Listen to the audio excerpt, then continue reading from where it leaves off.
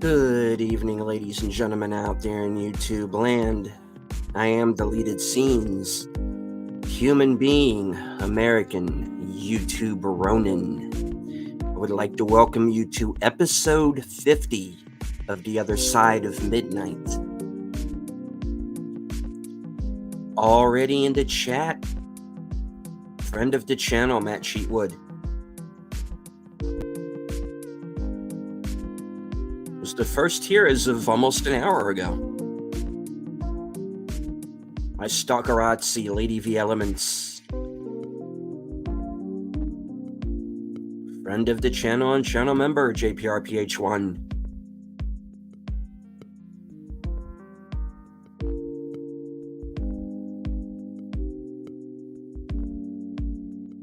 And he is a triggerfish and not a dragon, Bella Triggerfish.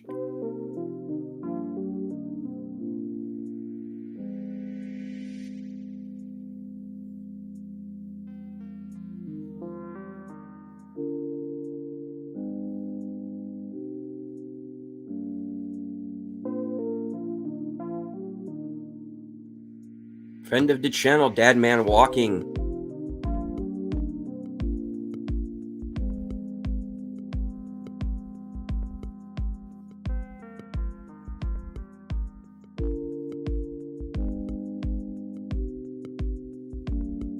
Joining us from the future, Sashi.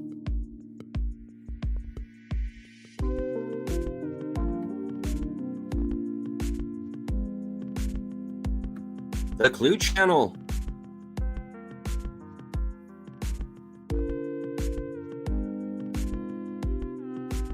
The creator of the 10-word review. The host of Thumbs with Friends, on which I will be appearing this Friday. Big Out presents.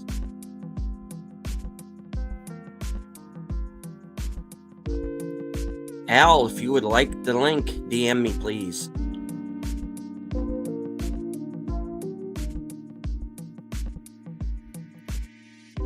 There must be one cephalopod in every chat, ladies and gentlemen. Thade.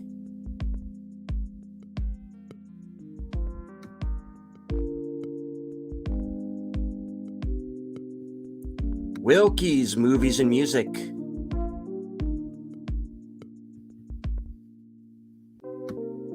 Spicy Peach.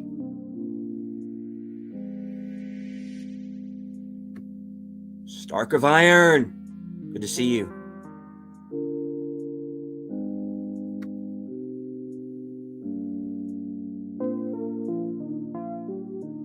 My guests have been waiting patiently backstage,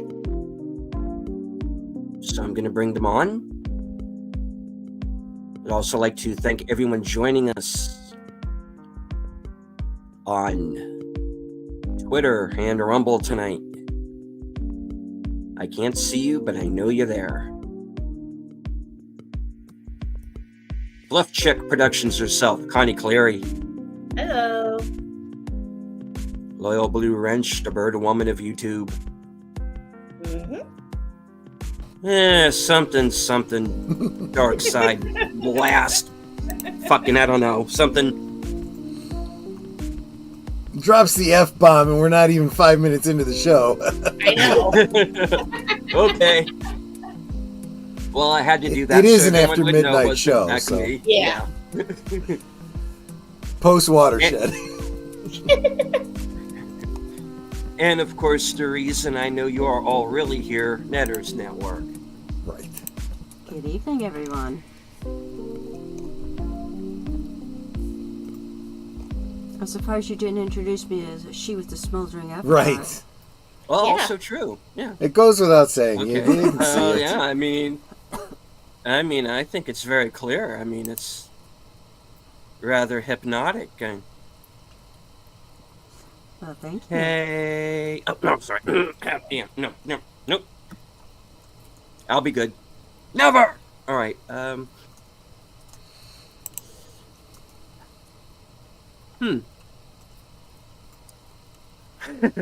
Okay, so does anyone have anything to talk about? No, I'm kidding. It's really too bad that the chat can't hear some of the backstage conversation that goes on before these shows, because they're better than the show sometimes. We were having fun. That's true. We were, Yes, we we were, were. and well, we were backstage. We were discussing Fallout, and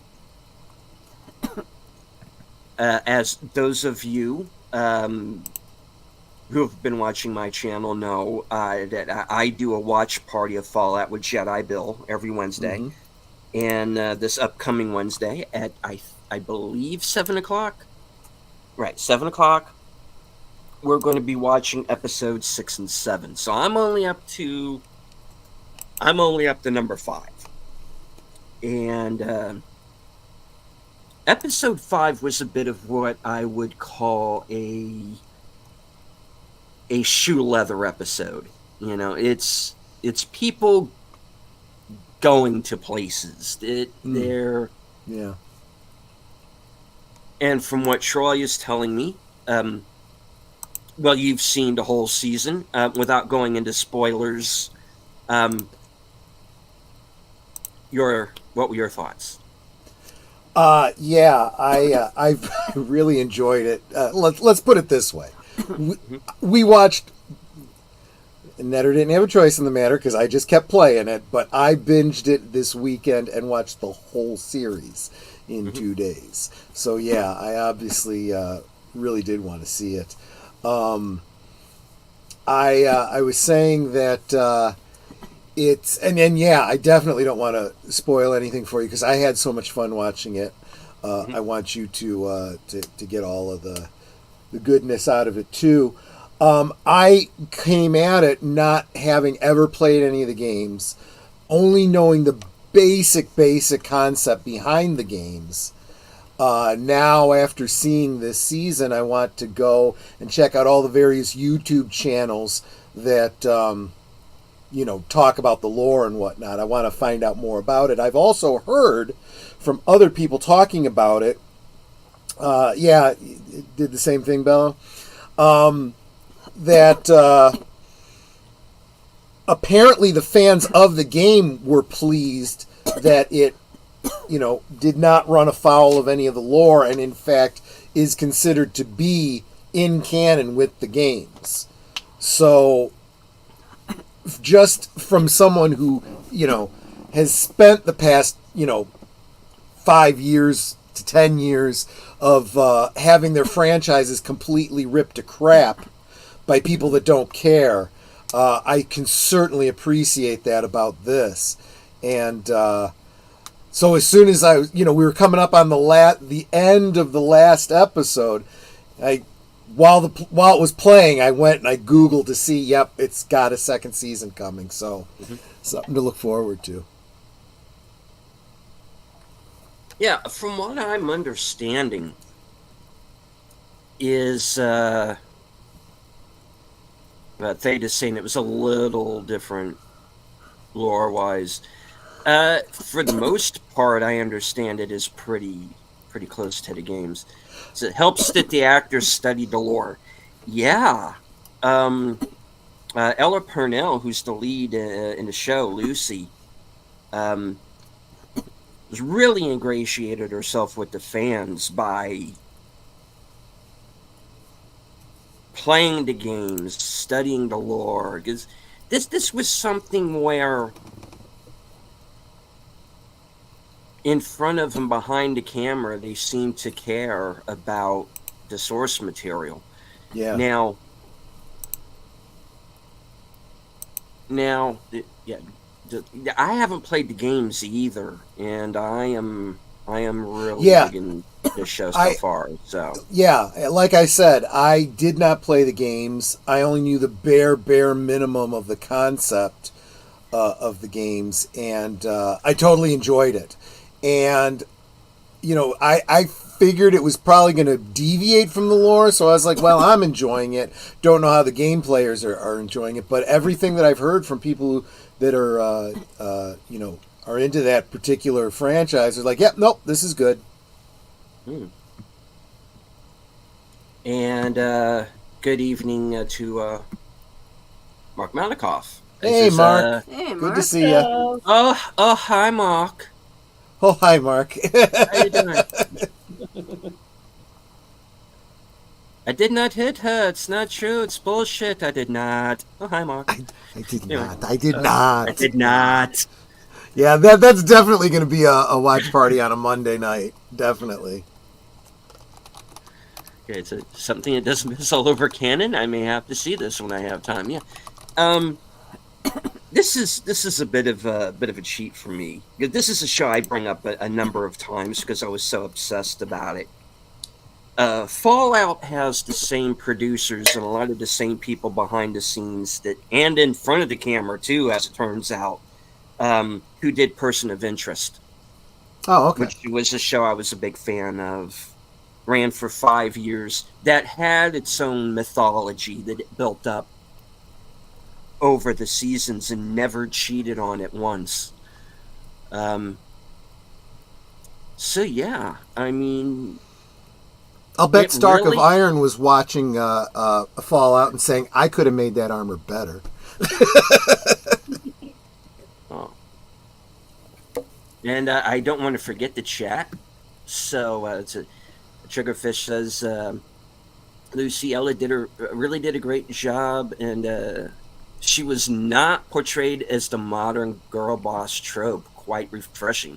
Yeah, she messes up, and she kind of gets her butt kicked a lot of times and has to be saved, and And honestly, everyone, Yeah.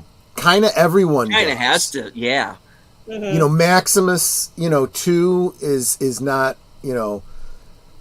there's some things he's good at, there's things that he's not. It's, yeah. He has this I'm ready to do this attitude, and like, oh, you so don't. You're so in over your head. Yeah. I mean, And it did- less so than Lucy, but still, There was a lot of points where I was like, I feel like I'm missing, like, okay, for example, you're past the early episodes, the Red Skull, basically the ghoul. He takes a bunch of shots. He gets shot a bunch of times, and I'm like, oh, I wonder if he's like wearing some kind of armor or something like that. And it took me a while to figure out. Oh, okay, he's got a healing factor because of, I didn't know what a ghoul was in this context. But you learn it as it goes, and that's pretty much how it's intended. If you already know it from the game, good, you're already ahead of the game. But it'll all be there. There was a lot of dark stuff in the games, even some Cthulhu stuff. Yeah, there's definitely a Cthulhu type creature that shows up at one point. Well, I did see a video, and I think this might actually be what Matt's referring to, where there's all these. It's a very open world kind of game, from what I understand, and you can explore a bunch of stuff that has nothing to do with anything you're doing in the game.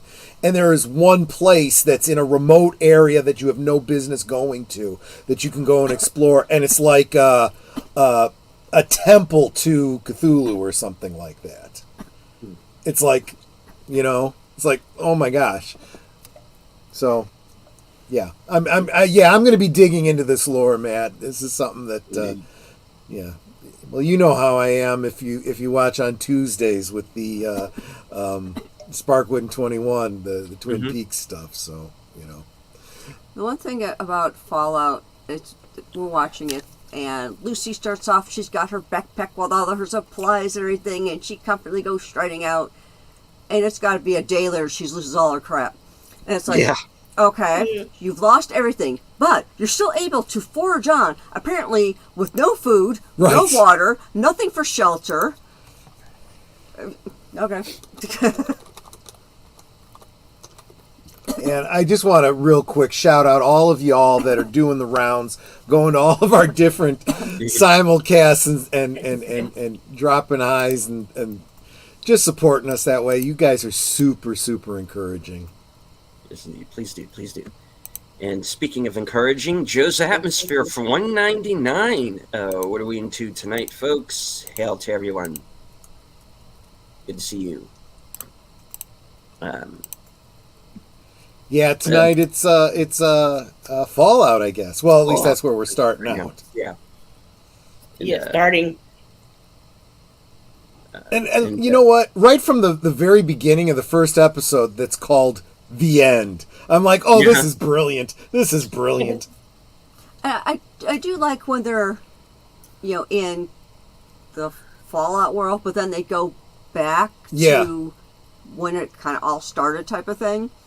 But they do it so seamlessly that you don't get that kind of janky going from the new world, as it were, to back in the day. You don't get that janky transition that you have a lot of times with these movies when they're trying to go, show the past. Yeah.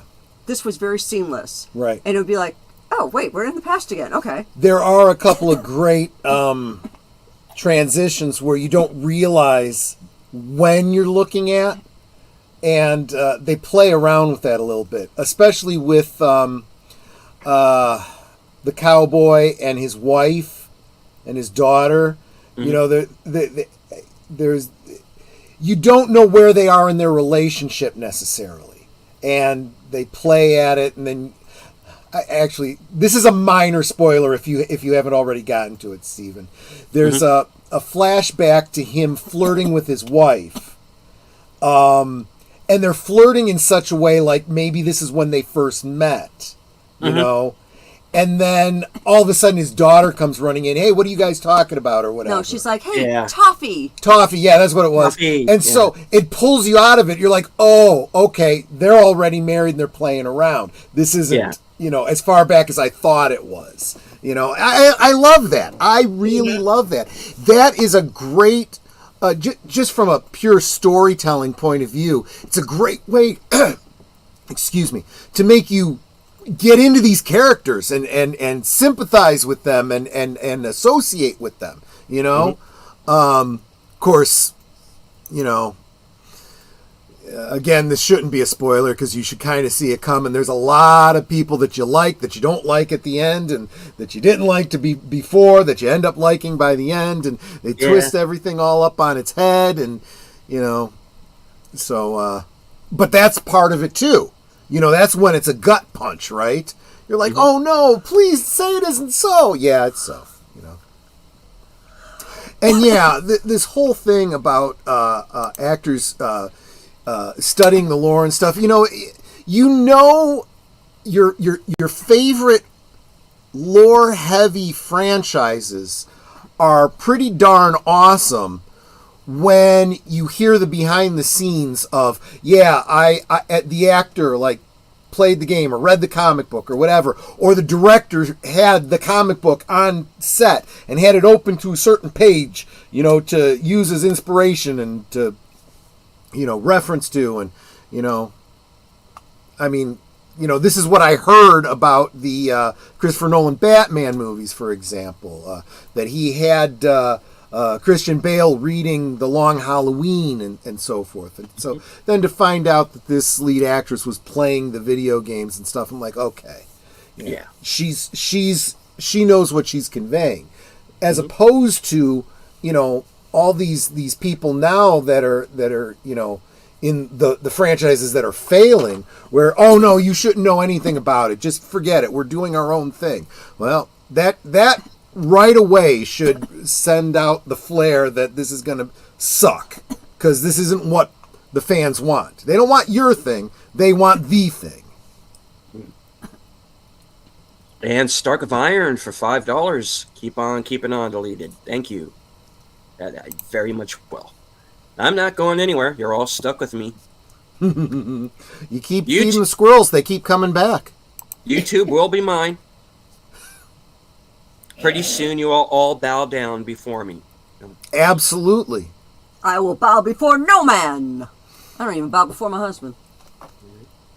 You have. I am.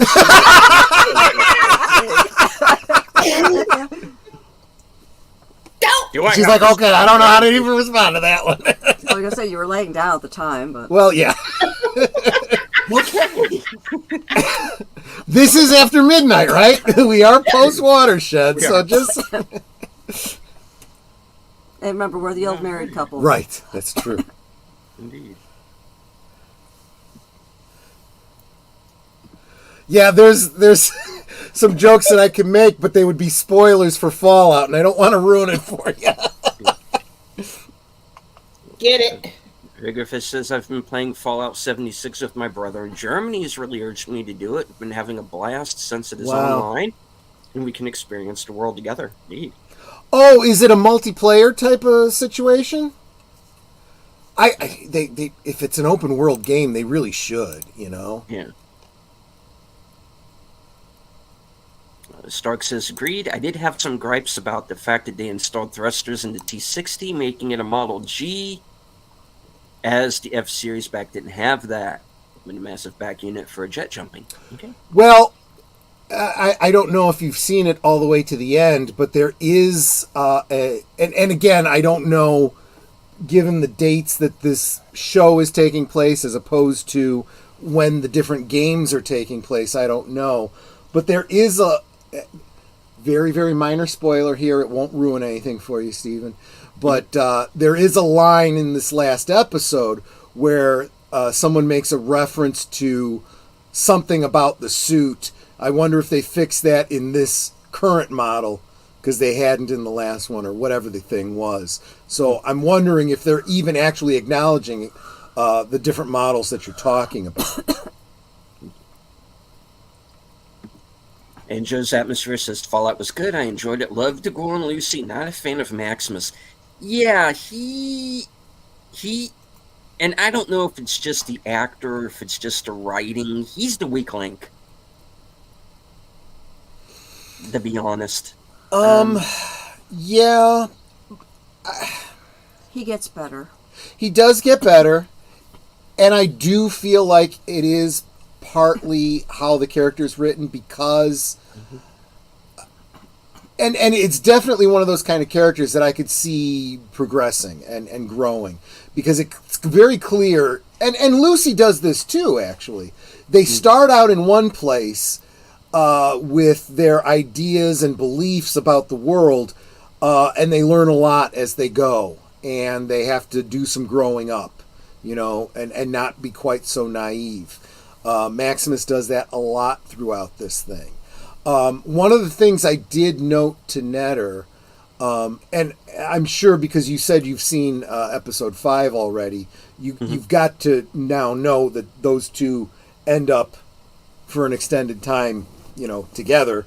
You know, they're venturing out together at the end of episode 5. I pointed out to Netter, one of the things I like about these two characters is that they both have this kind of good guy morality.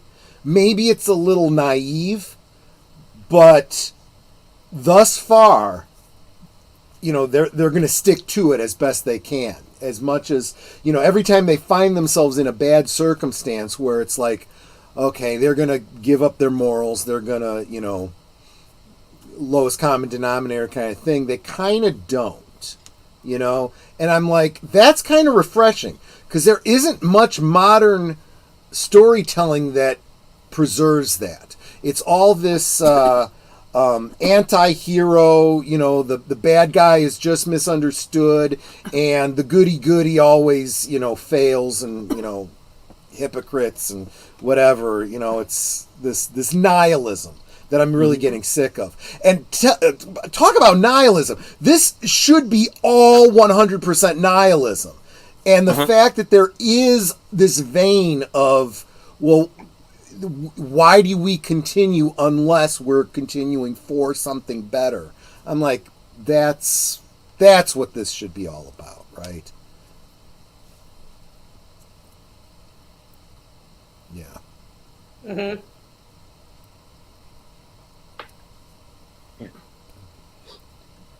All right. Moving on to chat. JPRPH1, member for 1 month, saying hello. Awesome. All right. Dad Man Walking is here. Hello to Dad Man Walking. Triggerfist said, my favorite scene with the goals in episode 2. Shoot, that scene was fucking amazing. Yeah.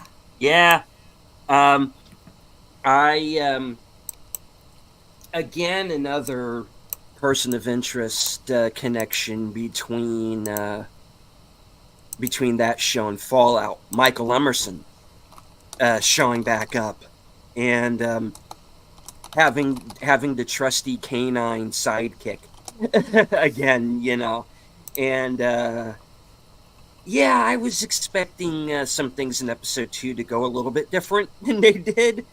Yeah. Without going too far into spoilers, but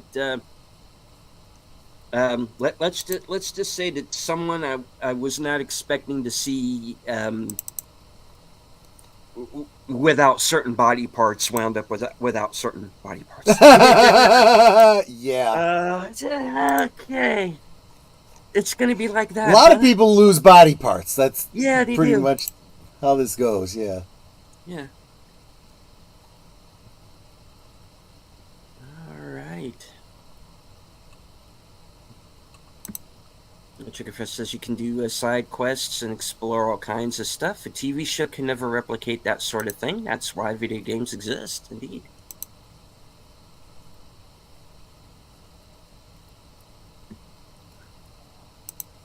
Dunwich Boars, okay. Now, the squid, you're talking about the Dunkirk building? I had no I'm idea mixing what up. building it was, Dunwich? but yeah, it was. Okay. Yes, I'm that's what it missing was. reference Dunwich. here. I'm sorry. Yeah. Hmm. Yeah, I knew it was. Again, I didn't know the context of it, so I just vaguely remembered that it was specifically Lovecraftian. Mhm. By the way, I love the fact that in Fallout 76 you have hunger and thirst and need to eat and drink. Yeah. Which kind of comes up in this show. Oh, too. yeah. Yeah, there are a few games that make that important. I was a big fan of a video game called Gun. It's a Western. And it's basically Grand Theft Auto on horseback in a lot of ways. But, and it is kind of a standard story, but it's still that whole revenge. You killed my father thing. You got to keep this thing away from the bad guy, kind of a thing. But the things that set it apart for me, aside from the fact that it had a fucking great voice cast, you have Thomas Jane, Chris Christopherson, Tom Skerritt, Brad Dourif, Lance Henriksen's the villain, Ron Perlman's in it. This thing had everybody.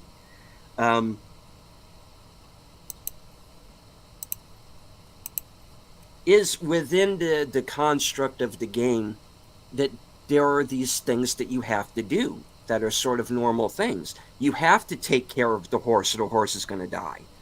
You have to have food and water and supplies or you're going to die out in the frontier, And then there's all the historical things that are taking place in the middle of it too. You're seeing what's going on with the Indians. You're seeing what's going on, the treatment of the Chinese. You have what's going on with the Pony Express, and once the railroad becomes a thing, and the Pony Express riders are no more. There's all of these historical things that were a fact that were going on at the time, happening in and around the background of that game. And I think not only was this a really cool story with a great voice cast, you're really getting an idea of what was going on at the time. Yeah. And that's what made that game so fascinating.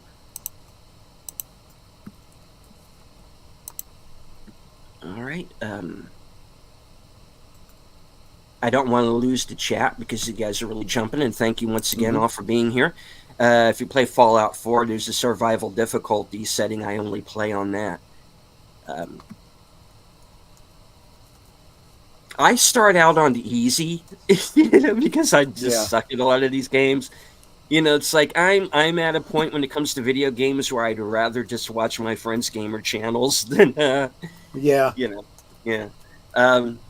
Transitions to the Past about the ghoul, loved it. Yeah, and Walton Goggins, man, this guy, he is always good. Having him in the show is always a plus. Yeah. Mm-hmm. All right, moving on. Don't be a weenie. You'd hate my modded Fallouts. I make them brutal. Okay. Actually surprised that Fallout 76 turned out okay. I trust in my brother who's been playing this game since the start, so I rejected, and I'm having a blast. Right on. Cool. All right, moving on. Totally agree. That was a great scene. Flirting, that is. Yeah, that was, yeah. Yeah.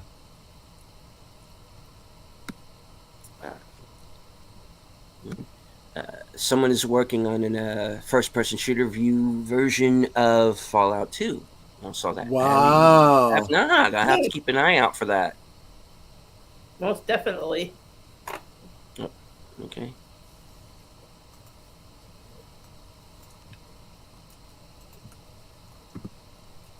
I did hear they're porting Fallout 2 into the F4 engine. Interesting. You are stuck with us. Yeah. You're not stuck with me. I'm in here stuck with you. Wait. Yeah, right. Exactly. Glad you all stayed until the stream started. Yes, indeed. Lord Black Hat voice.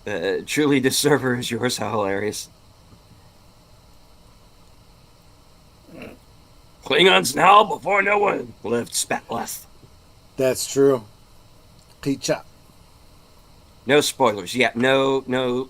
We're spoiling up to 5 because we've all seen up to 5. Well, I don't know about Connie, but Connie, have you been watching Fallout, or? Yeah, I have actually. Are we blowing anything for you, or? I'm enjoying it actually, which I agree with what Troy has been saying on the whole thing so far. So.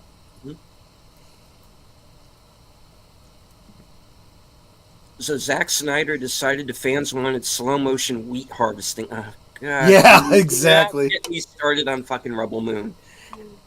Oh boy. Review for Rebel Moon Part 2. The slash and grab. Coming soon. It's going to be a short one, folks. I don't have much to say about it, but. I did due diligence. I did watch it, and so we don't have to. Yes, so you do not have to.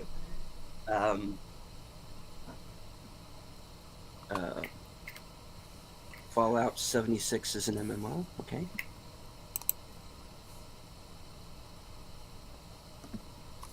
Ever since I found Jedi Bill almost 5 years ago, you've been stuck with me, deleted scenes. Yeah, well. I tolerate you, Thade. You know that. I got to tell you something about Thade, guys. He and I don't always agree on certain things, but I tell you,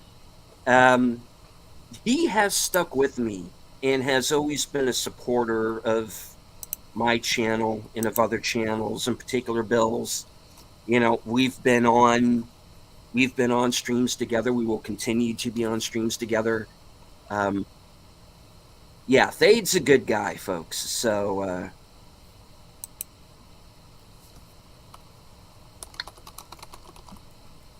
moving on. Triggerfish says Fallout 76 is online. They added NPCs and story elements in it since launch.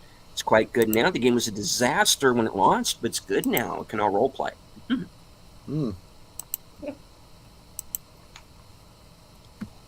The show takes place after Fallout 4. Interesting. Same. Maximus is a bit slimy. He's. He has those moments where he's kind of out for himself. Especially in the first this episode. This is what I was talking about with him, where he's got this kind of edict that he's picked up from the Brotherhood. But he struggles with it in the way, honestly, I think anyone would. You know? I have a hard time calling him slimy because I could totally understand where he was coming from at a lot of those points, you know. And again, I see him and Lucy doing the same thing, where they want to confide in people, and over each time they confide and confess and whatever, make themselves vulnerable, they get kicked in the teeth for it, you know. Yeah, also true. But it's really good to see that they keep, you know what, I'm not going to compromise. I'm going to keep being who I am and whatnot. Mm-hmm.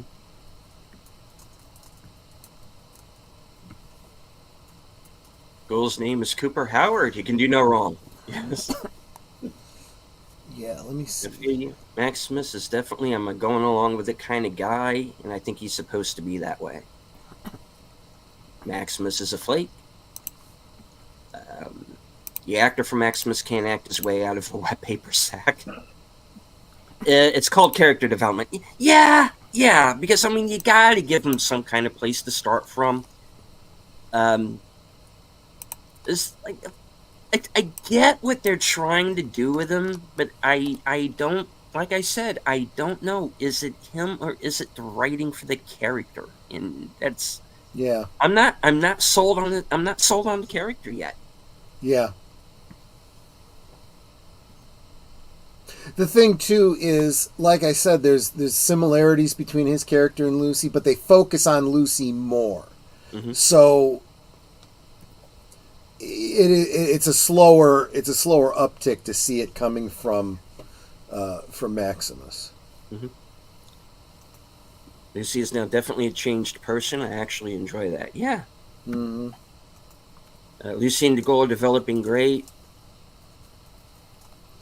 I think Max will too. Just got to get him there. Yeah. Yeah, and that's the other thing to remember too. Character development needs to take time. If it goes too fast, then it's plastic and it pulls you out of it. You know, you're like, seriously, he went from here to here in one episode. The heck, you know. Mm-hmm. And good night to JPRPH1. Take care, John. Being here, and thank you for. It's been a long night for you. Thanks for hanging in there with us. Indeed. Night. Yeah, that episode really set the stage. And hello to Mr. Angel. Yep, welcome. He says, good morning. Get his coffee.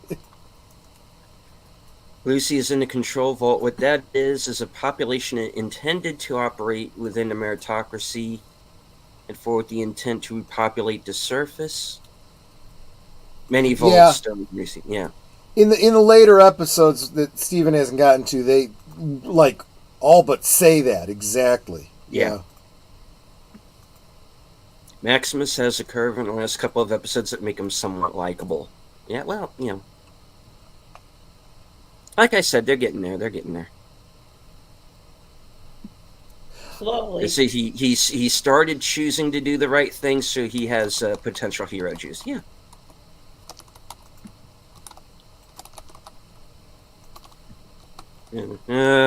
This guy again. I don't know. Me too.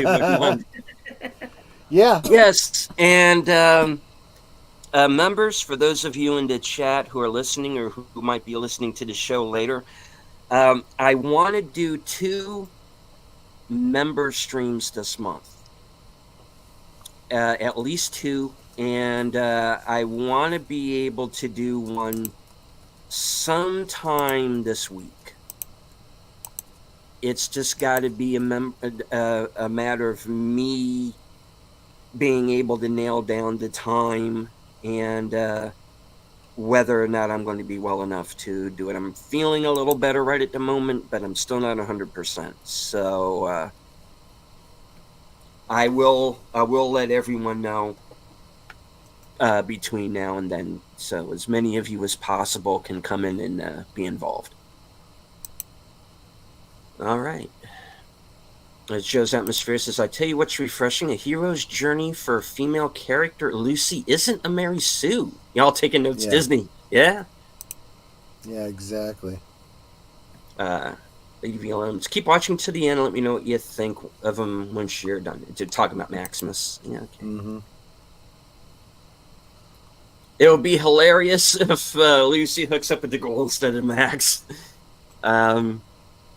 Well, yeah. I could kind of sort of see that happening in a way.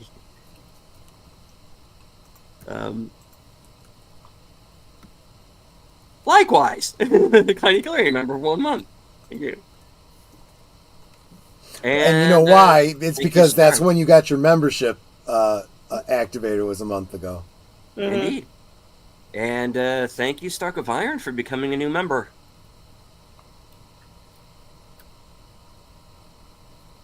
All right. Move the mouse away from the mic, please. The mouse clicks are deafening. I think he's kidding.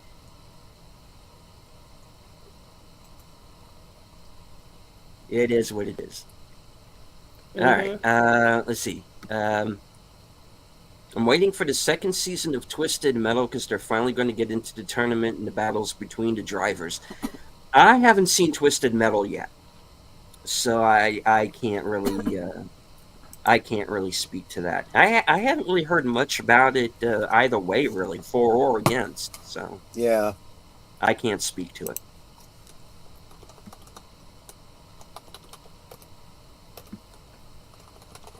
Also, you can get mutations if you are irradiated for too long. Okay? Late to the cool kids table today. Yeah. Yeah, Well, you're that's... over the cool kids table.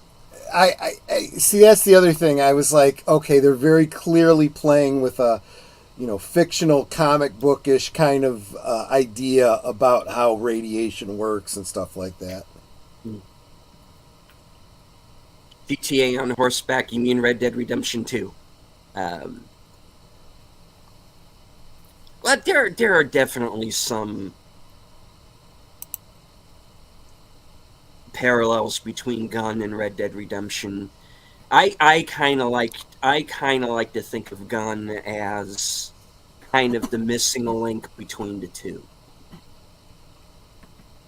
So it's like, oh, fire and ice, and I'm like the lukewarm water, Right. Spinal Tap reference, folks. Come on. Haven't seen moving it yet. That's No. going to have to be a Oh. Monday night at the movies, too. Okay. All right. I've watched the first season. I want to rewatch and make sure nothing was missed. They're talking about it. Gun is the predecessor to Red Dead Redemption. Yeah.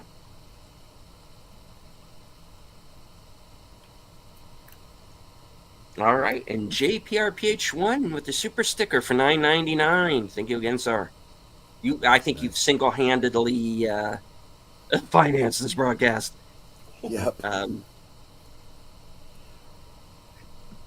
want to rewatch it, but I also want to go back to the games. This stream brought to you by Nuka-Cola.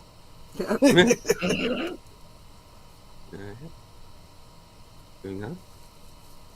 What I think is interesting in Fallout is in the pods, or those things are called, Yeah. there are mailboxes. What kind of mail are you gonna get? The ComEd bill? Well, yeah, that's the interesting thing. It's such a interconnected kind of thing. You're going to send letters to your next door neighbor, And the mailboxes are huge. Like, they expect you to They get a lot are. of mail. Well, Thade, I'll definitely be watching for that because, like I said, that's content I'm looking to consume now and see these games in action. And hello to Samuel Proctor. He says Snyder has always had a slow motion fetish.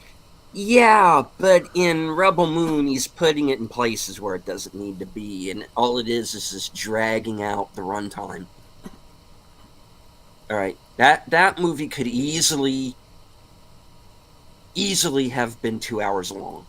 It did not need to be 4.5 hours. The thing is, when I saw it in like the 300, I was like, okay, okay, I can see this, especially because what is he doing with the 300 and the Watchmen too? He is literally taking a comic book and turning it into a movie. So if you slow-mo on an action scene, it's like, not literally, but somewhat like doing a freeze frame.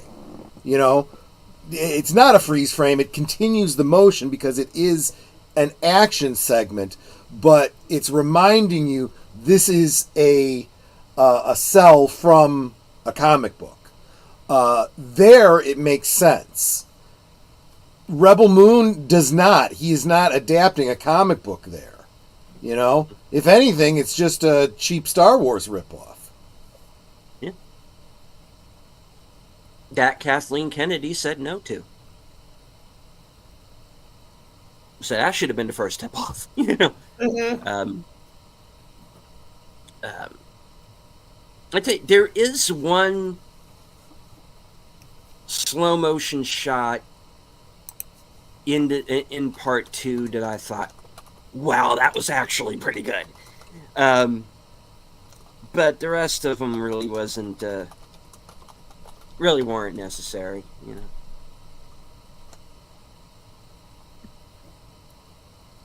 All right. I am 10 minutes behind in chat. I am sorry, folks. Let me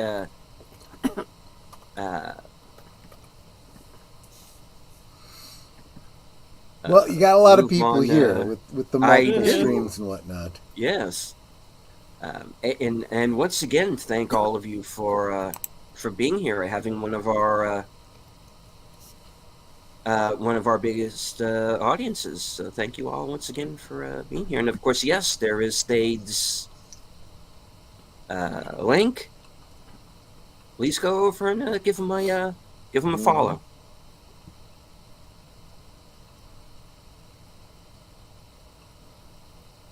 And really, everyone here in the chat, you guys should all be subscribed to each other. Indeed. I think this is a great community. I see it growing every day, and I'm loving it.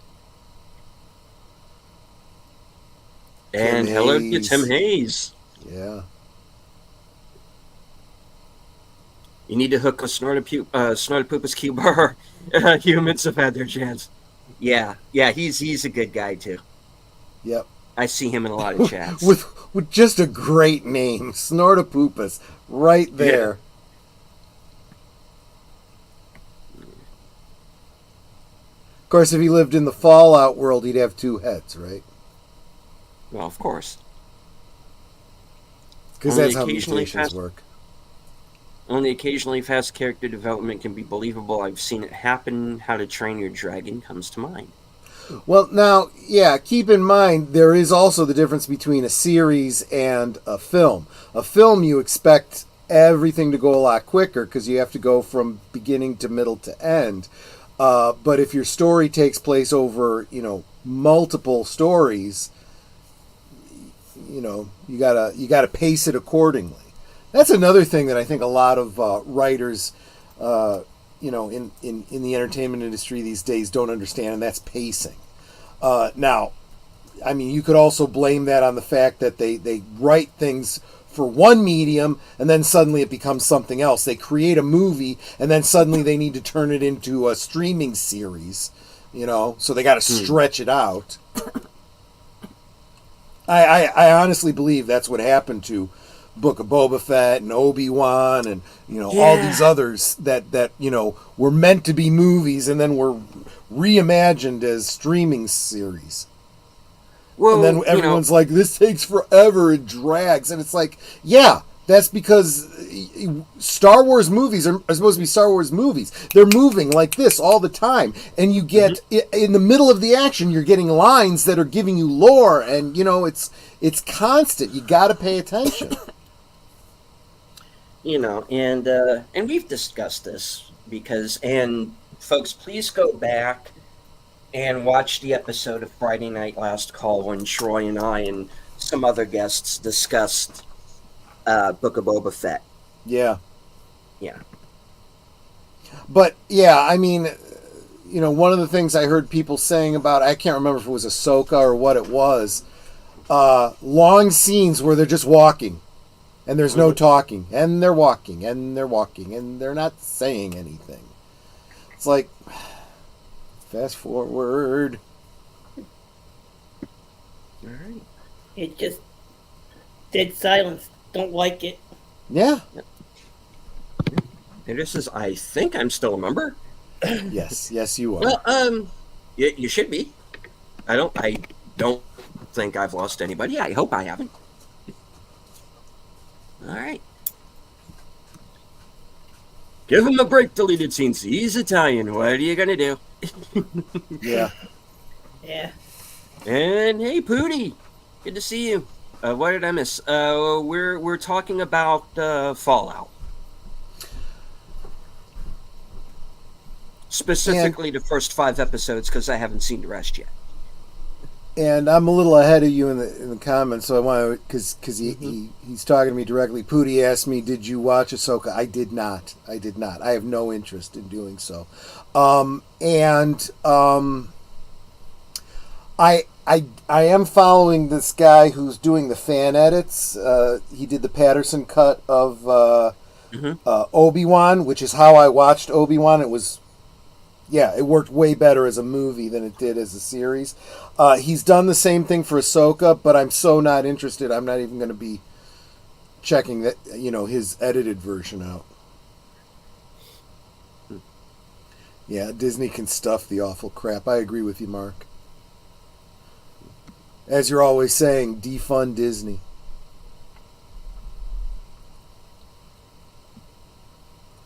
Gun was amazing. The actual city of El Dorado. Yeah. Like I said, very, very interesting story. They could almost make a movie or maybe a limited series out of that. Mm-hmm. Mm-hmm. And if they can fit the voice actors from the game and fit them into the movie or the show at some point down, that would be even better.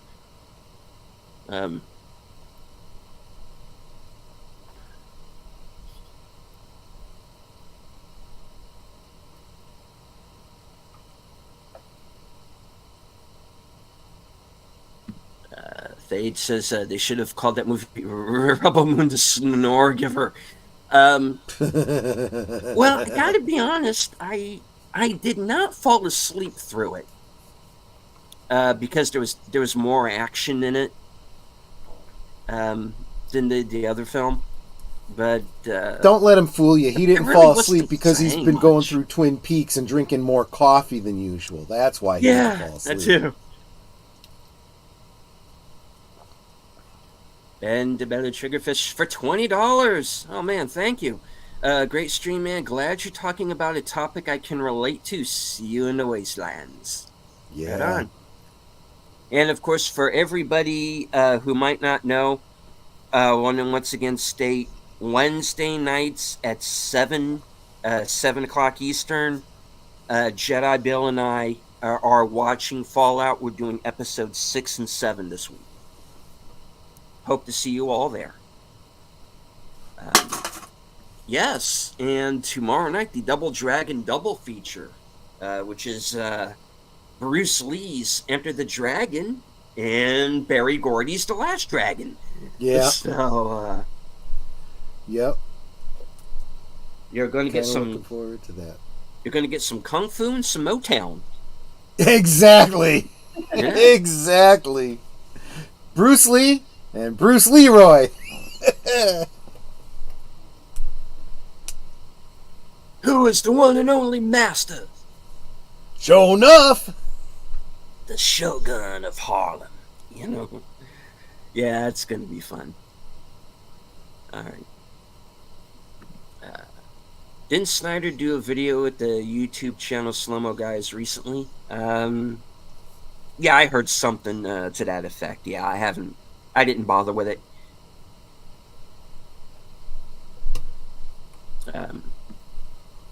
They're using the high-speed cameras on all of his movies now, so it plays in regular time. Why not? Trying to get over that algorithm hump myself. We all are. Yeah.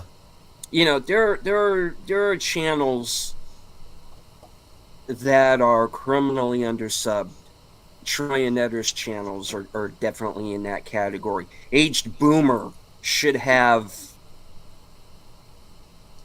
10 times the subscriber count that he has. You know. Well, in fairness, you know, I've done pretty well, partly because of so much help from you, you know, and even just things as simple as just a little advice or, you know, trying to model your example. You know, I've said it on a number of streams. I'll say it again. I used to joke about you being on all the time and, you know, do you ever sleep? You're always streaming, only to come to realize, well, yeah, you kind of have to do that if you want to get your watch hours to the point where you can actually get monetized. That's why I started the Monday night at the movies, and, you know, I'm thinking about maybe doing some Saturday morning type stuff and whatnot.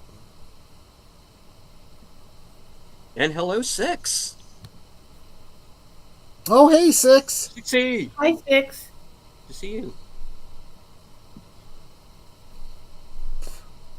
22nd channel. The Book of Boba Fett. Yeah. It was... Boba Fett. Yeah, exactly. Yeah. See, that's a...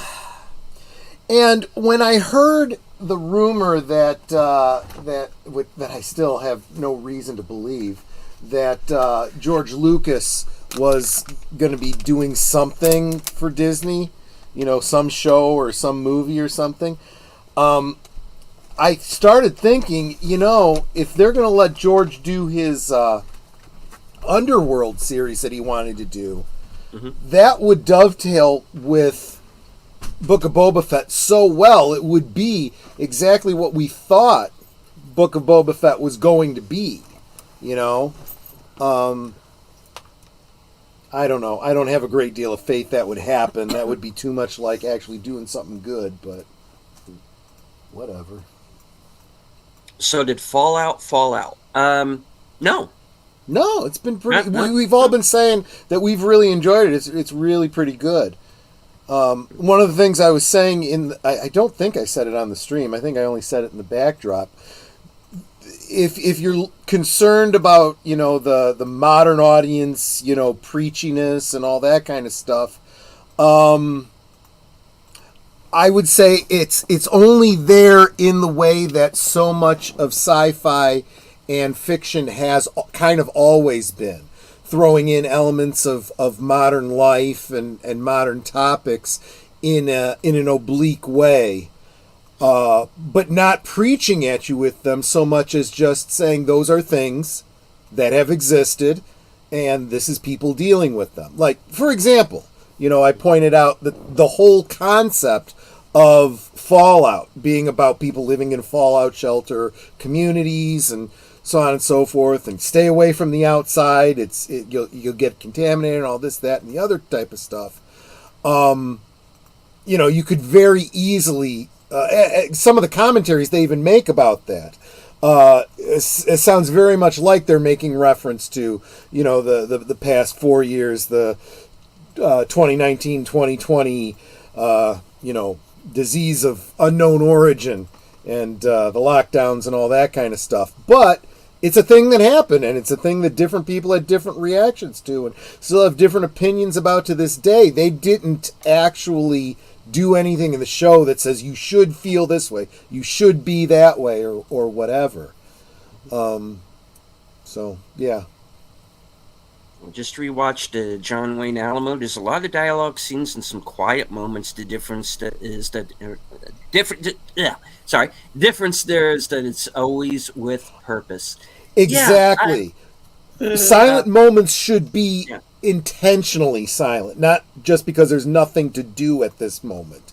You know.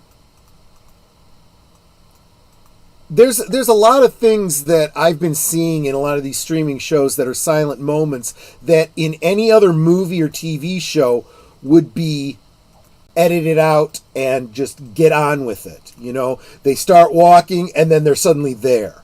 And they do it in such a way that you know that they've been walking for a while. You just didn't need to see every second of it, you know? Cross to fireplace. I'm sorry. Yes, Well, I exactly. guess it's time for Fade me to in. Great to see. I use that app. Fade in. Sorry. Yes. Yeah. Well, I guess it's time for me to hit the dusty trail. Great to see everyone. I rewinded tape and player through. Keep on keeping on. Good night, Stark. Take care. All right. And of course, there's the link for my Fallout series with Jedi Bill. Yeah.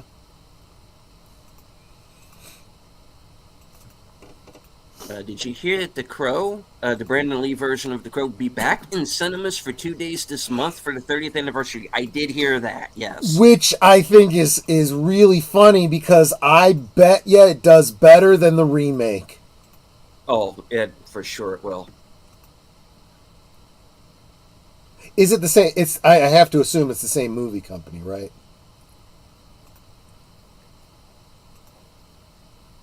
I don't know, is it?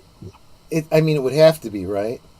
If that's the case, this is my speculation that it is, and they're doing it because they know they're going to take a loss, so they figure they'll try to make it up by re-releasing. Because remember, when they re-release these movies, it costs them $0, and it's pure profit. Every ticket that's sold, they make money on.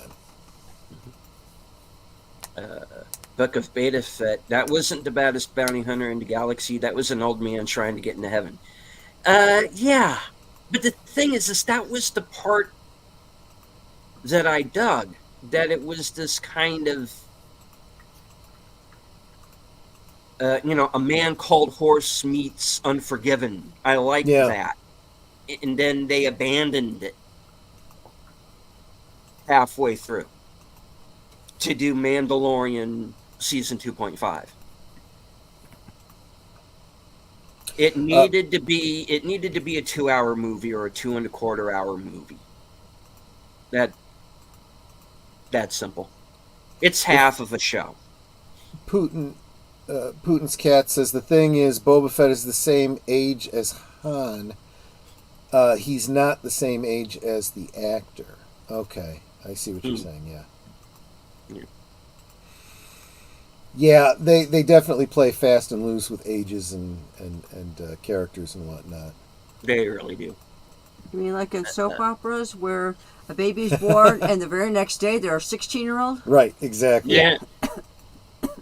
The one that I always liked, and this is where I wish we had Sir Torin, because he would probably know this.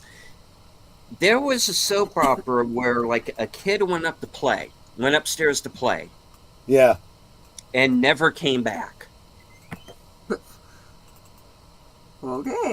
Never even got mentioned again. I'm sure that's happened in more than one thing. It happened with Chuck on Happy Days.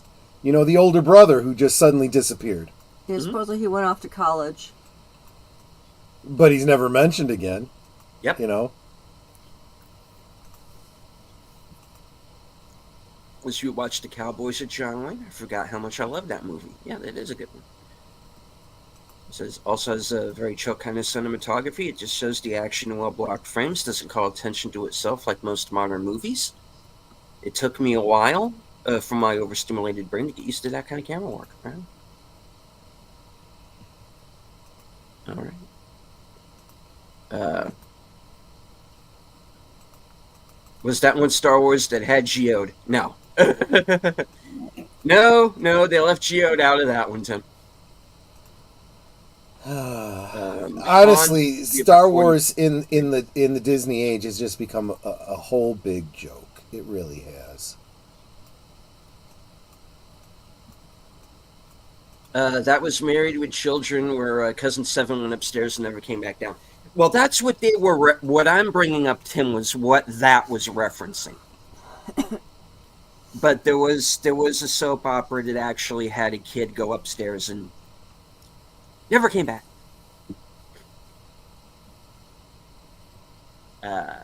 Then Family Matters, the little sister Judy got written out. Well, yeah, that kid is a real kind of sad story.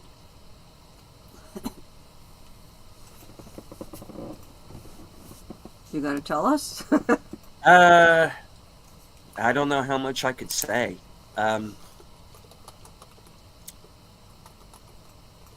Let's just say she started doing things that were a little more adult.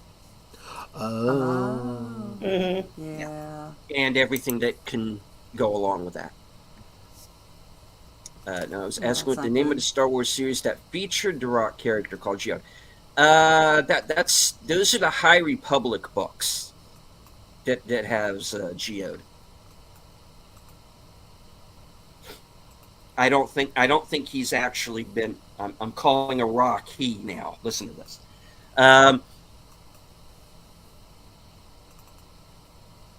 Divest, boycott, defund Disney, ruining Star Wars all day, every day. Yeah. Samuel says, I will give Disney one thing with Star Wars. The Phineas and Ferb Star Wars special was great, especially as someone who grew up with the show. Lisa Bonet had similar problems. Well, no, not really. Lisa Bonet just did Angel Heart, you know. She just finally played a character that was her actual age, you know. Well, she got kicked off the Cosby Show because she got married and dared to get pregnant. And she didn't run it by Cosby first. It's like, screw this. I'm married. I'm having a child. Well, deal with it. Yeah, but the problem is when you're under contract playing a certain role, you kind of make commitments to that. And if you go outside that, you got to expect they might say, well, okay, bye. You made your decision. But let's face it, they never got along anyway. True. You know, because she was always too much the hipster bohemian type, and he was set in his particular ways, and who knows? Maybe she saw through some of his BS. Who knows?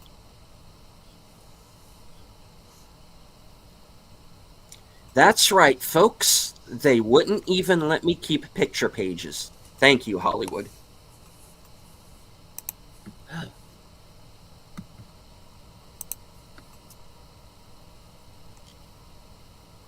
But apart from that, Fallout is good.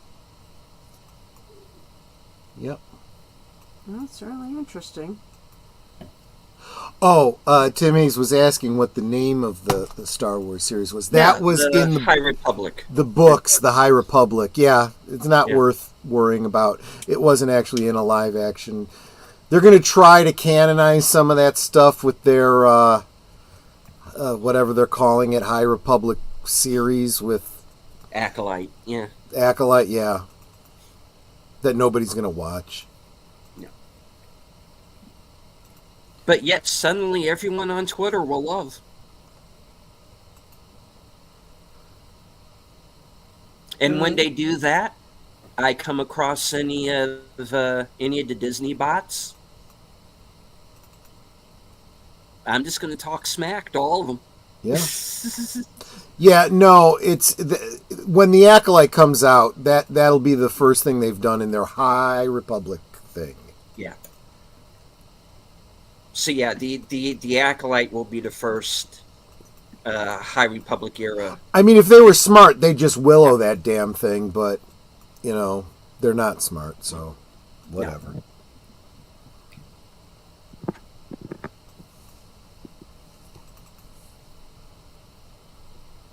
Because they gave a show to Harvey Weinstein's personal assistant for some reason. And then I find out that that she wrote some episodes of a show I really loved called Terriers. Okay. That was on FX. Terrific show. Didn't last, of course, but it's like, okay, so all right. She actually was involved with something that was good. Got to give her that. Grudgingly, but I got to give her that. Laugh at the bots, they're ridiculous and deserve ridicule. Yeah, this is part of what I was talking about earlier. If you're dealing with people who do nothing all day but talk smack to you, throw it back at them. I'm done dealing with these clowns. I've been nice for too long. It's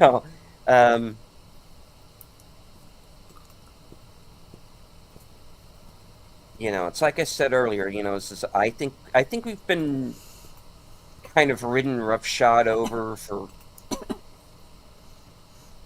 quite long enough. So no turn the other cheek. No. Nope. From these clowns? Yeah. Mm-hmm. No way. They don't deserve You can only turn your cheek so many times before you run out of cheeks. Yeah. Well, you got 4 of them, so. Yeah, true. Yeah. Hey Norm, according to the real estate website, my timeshare on Alderaan is more than 10 times more than I bought it 6 years ago. I knew the value would go up. It's such a peaceful place. What? What's this? The value's totally dropping? 0? Okay, Doofenshmirtz. The point is they can't tolerate being laughed at. They can't even laugh at themselves. Well, Right. I'm going to laugh at them.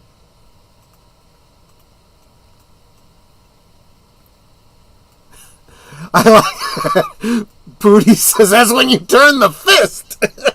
I like that. Yep. Yep, absolutely. Enter the fist.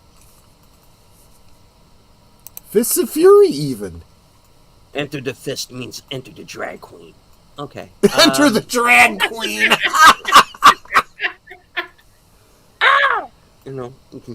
There you go. I like that. Geode wasn't designed by Ralph McQuarrie. It was designed by an actual quarry. That's a good one. No.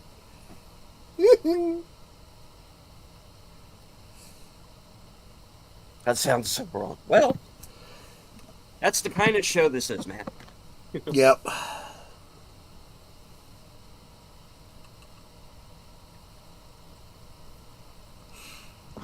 Inspired by Coast to Coast, but 100% me.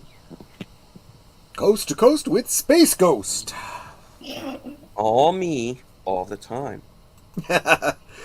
Thanks, Samuel. I love me. I find me highly attractive. I kind of want to. Oh, hey, I'm sorry. Okay, back to the show. Do you need a room? Like the privacy? This is the part where I get romantic when I'm alone with myself. I love me, I love me, I love me more and more. In every day, in every way, I love myself some more. I take myself to a quiet place, I put my arms around my waist. If I get fresh, I slap my face, I love me more and more.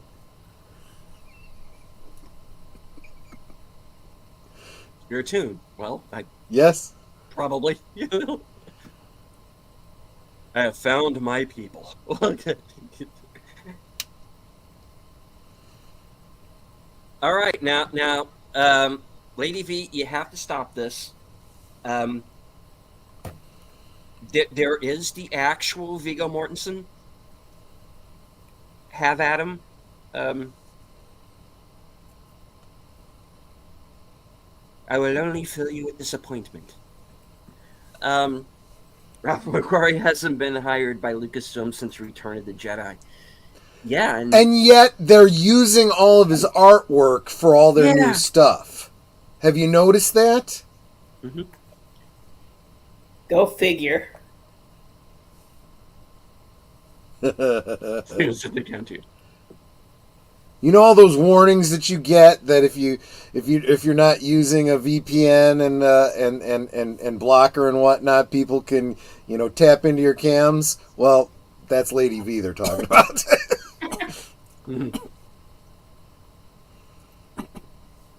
You mean it this time? When no means maybe. Or could be. This show has it all. Fisting plugs. Oh my. Yeah, exactly. Oh my. Oh gosh. What are we going to do with ourselves? Do you really want the real answer for that one? Yeah, right. Okay.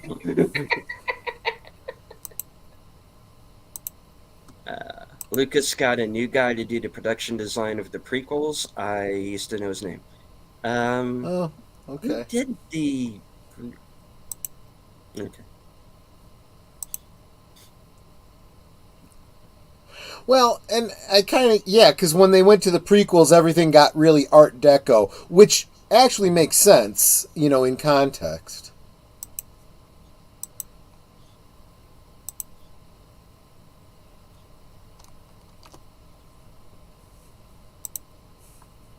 Anywho. Well, and I'll give myself a little bit of a moment here to boot this up. But I brought something up in the background of backstage last week before Sparkwood 21.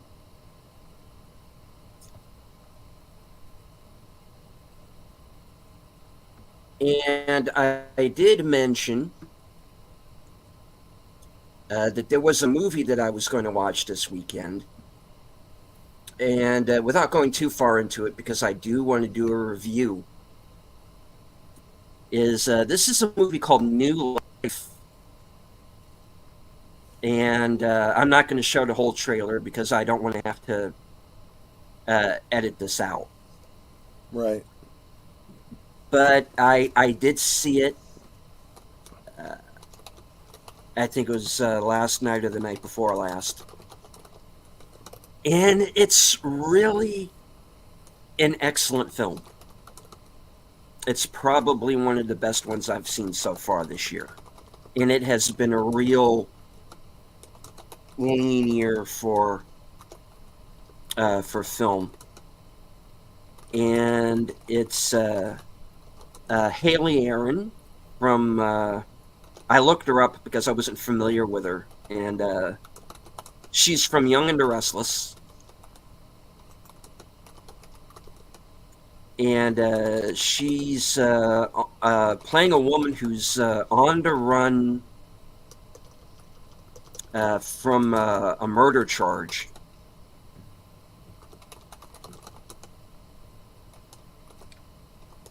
And this other woman who has been sent to track her down, who's played by Sonia Walger, who was Penny on Lost, and was also in the first Librarians movie with Noah Wyle. And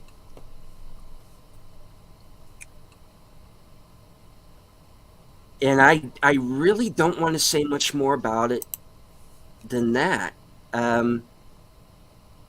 Because I really don't want to give anything away. And that's even why I don't even want to show the trailer. Not only the fact that we would probably get copyright struck, but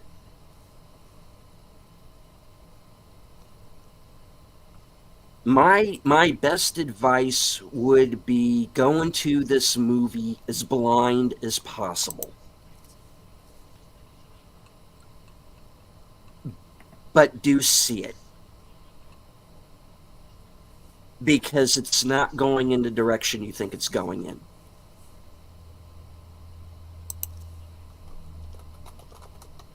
because it starts out as this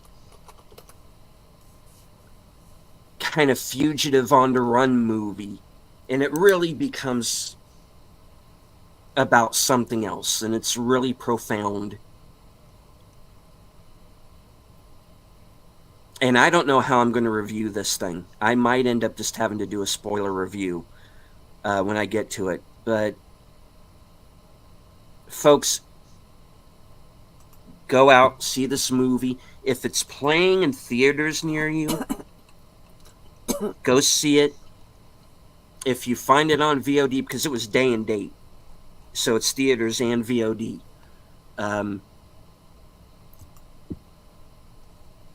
See it however you can, and they keep it short too. It's only like 83 minutes, and it didn't need to be any longer than that. It's perfect as it is.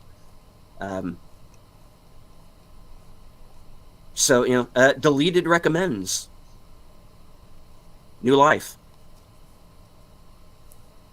I heard about this movie last week from another reviewer who really dug it, and I had the chance to see it this weekend, and I was really impressed with it. I was really surprised. It's one of the best movies of the year so far, in my opinion.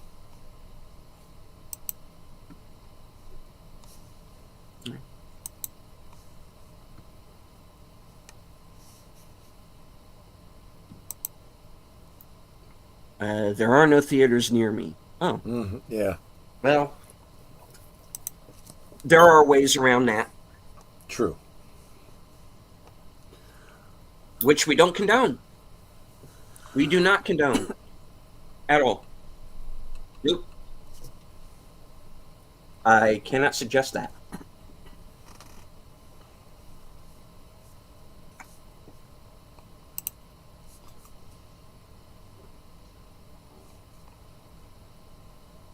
I am not sponsored by a VPN. I could be. Eventually. Hopefully, right? Just not right now. Mm-hmm.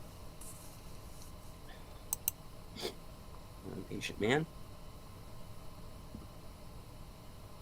Fall Guy was great, by the way. See it in the theater. Yeah. I mean, I've been hearing mostly good reviews about it, but nobody's going to see it, though. And I think the issue there is it's this old style of thinking. I mean, anybody who thinks that a big budget Hollywood film is going to have a $100 million opening weekend anymore. That's the old school way of thinking. You're not, nobody's going to the theaters anymore. I'm gonna also say that I think that a lot of people like to try to find single reasons for things, and I think a lot of things are far more nuanced than that. I would not completely ignore that. I think there's a lot of people that are just eschewing anything that is they perceive to be a remake, reboot type of thing. There have been so few TV series turned movies that were particularly good that I think people look, they turned the Fall Guy into a movie. I'll skip that one.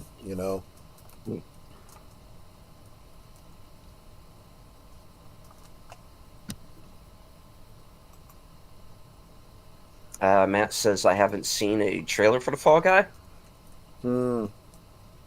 Samuel says tomorrow I'm going to my vintage theater, the Maven Cinema, to watch the Philadelphia Story. Wow. All I know is the Cary Grant, Katharine Hepburn movie. That's all I really need to know to convince me. Right on. Yeah.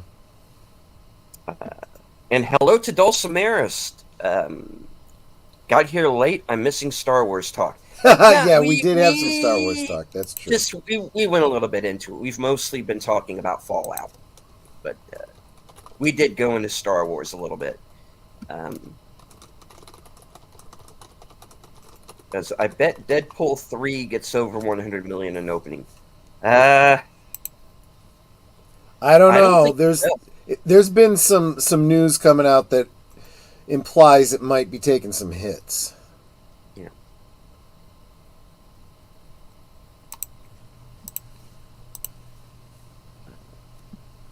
Let's see. Sense saw it. She has a review on it. Yeah, I haven't seen that review yet. Sense Corner review of The Fall Guy can currently be found on her channel. Please check it out. Pooty says he's waiting for Gilligan's Island. Oh, I'm afraid what they would do with that these days. But they do like a dark Gilligan's Island where Gilligan's like a psycho stalking everybody. You know. Well, there could be that, but the other thing could be, you know, a mainstream remake of the adult parodies, probably. Wouldn't be boring. Excuse me.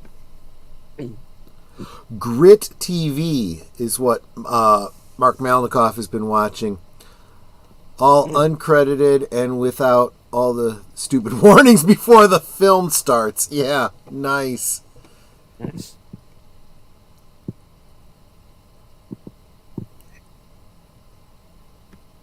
The Philadelphia Experiment. Oh, okay. Yeah, Okay. Experiment. Yeah. Did anyone else see the Spider-Man trilogy in theaters last month? Nope. No, I didn't. No, I didn't know that they but- released it in theaters. I did go. I did go and see Die Hard when they re-released that over Christmas.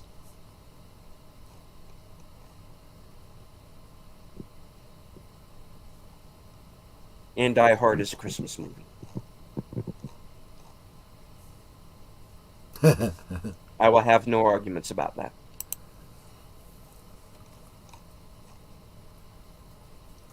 Philadelphia Experiment. Yeah.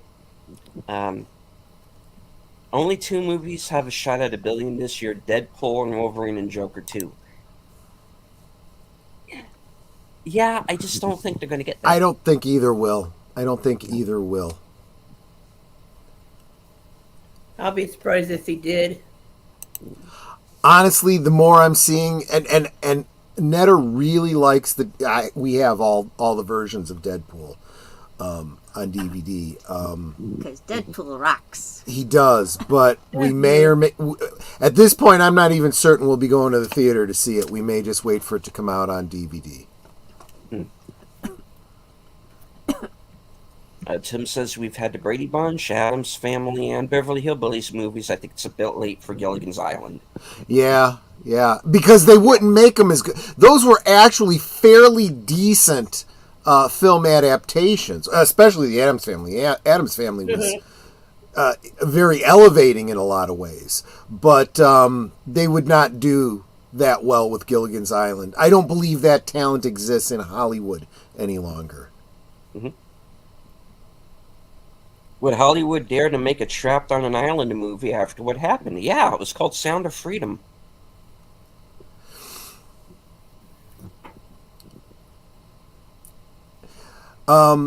Yes. Well, I don't know about, I mean, they may very well, re-release it in the theaters or whatever, but I can tell you this.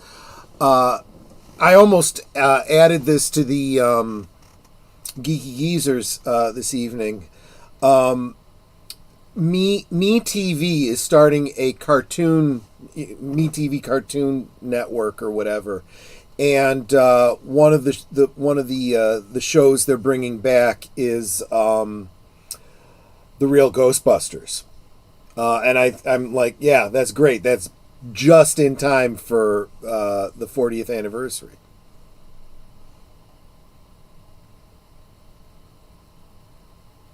Yeah, no interest in remakes and reboots. I've been resistant to them for a long time, unless somebody in the community that I respect says, you know what, give it a try, it's worth it. I usually don't.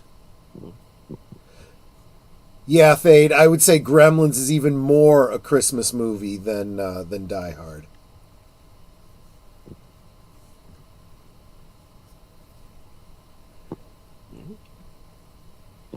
TV Yep. is awesome if you're a Western fan. Huh? And we've had a live action Flintstones movie. Yeah, we had a couple of them, yeah. Yes, how it should have ended was right. Deadpool did resurrect Wolverine to try to milk that Hugh Jackman money. Yeah. But, it's been a running joke in the series all along. It was destined to happen. I saw that article where Kevin Feige told Hugh Jackman he shouldn't come back for this because, you had the character had the perfect ending with Logan, don't ruin it or whatever. And it's like, clearly Feige doesn't understand this. He doesn't get any of this. Hugh Jackman does.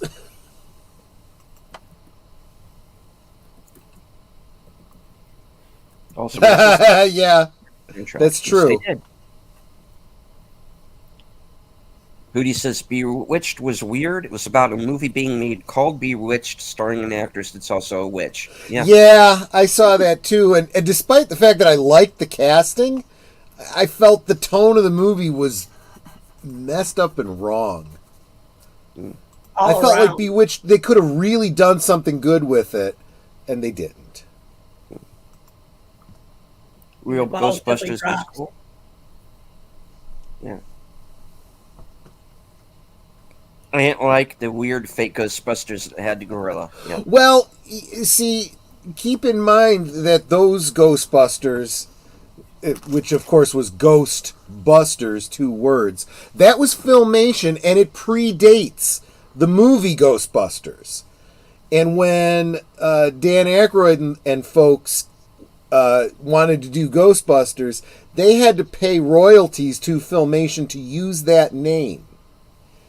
So when the movie came out, Filmation quickly took their, which was a live action Saturday morning show, turned it into a cartoon so that they could start, trying to capitalize on this name that now was suddenly valuable to them. Therefore, when Dan Aykroyd's Ghostbusters wanted to turn into a cartoon, they had to change the name and they called it The Real Ghostbusters. Ironically, in another coup for Filmation, when the Real Ghostbusters started marketing their action figures, Filmation started putting out their action figures in the same scale so that you could have a synergy between them. And there's a lot of toy fans that believe that the even though the Real Ghostbusters was, to that generation, the Real Ghostbusters, the superior toys actually were the Filmation Ghostbusters toys. They had this really great what's it called, like headquarters for the Filmation Ghostbusters, which in a lot of ways was actually better than the Real Ghostbusters firehouse that they put out.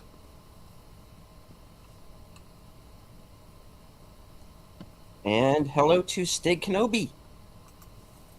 Hey, Stig. Hello. Or is it Joby Wan Kenobi?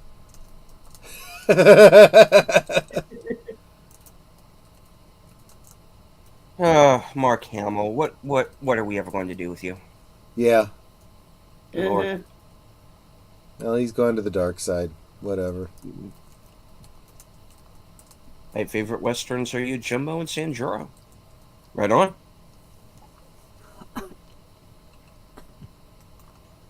Gremlins 2 is a Valentine's Day movie. I like how they gave that day some attention with the sequel. And Christopher Lee. Maybe Yeah. when we get closer to the holidays, I'll do a Monday night at the movies for Gremlins. That one makes sense. Also says Christopher Lee has an excellent Christmas album, to bring it back full circle. Hootie Wasn't he didn't also like in a Loki. heavy metal video? Yeah. He was. Yep. Yeah, I never actually saw Logan.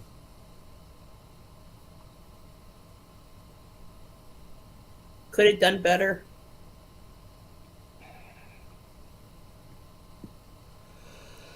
Tim- It's fine, but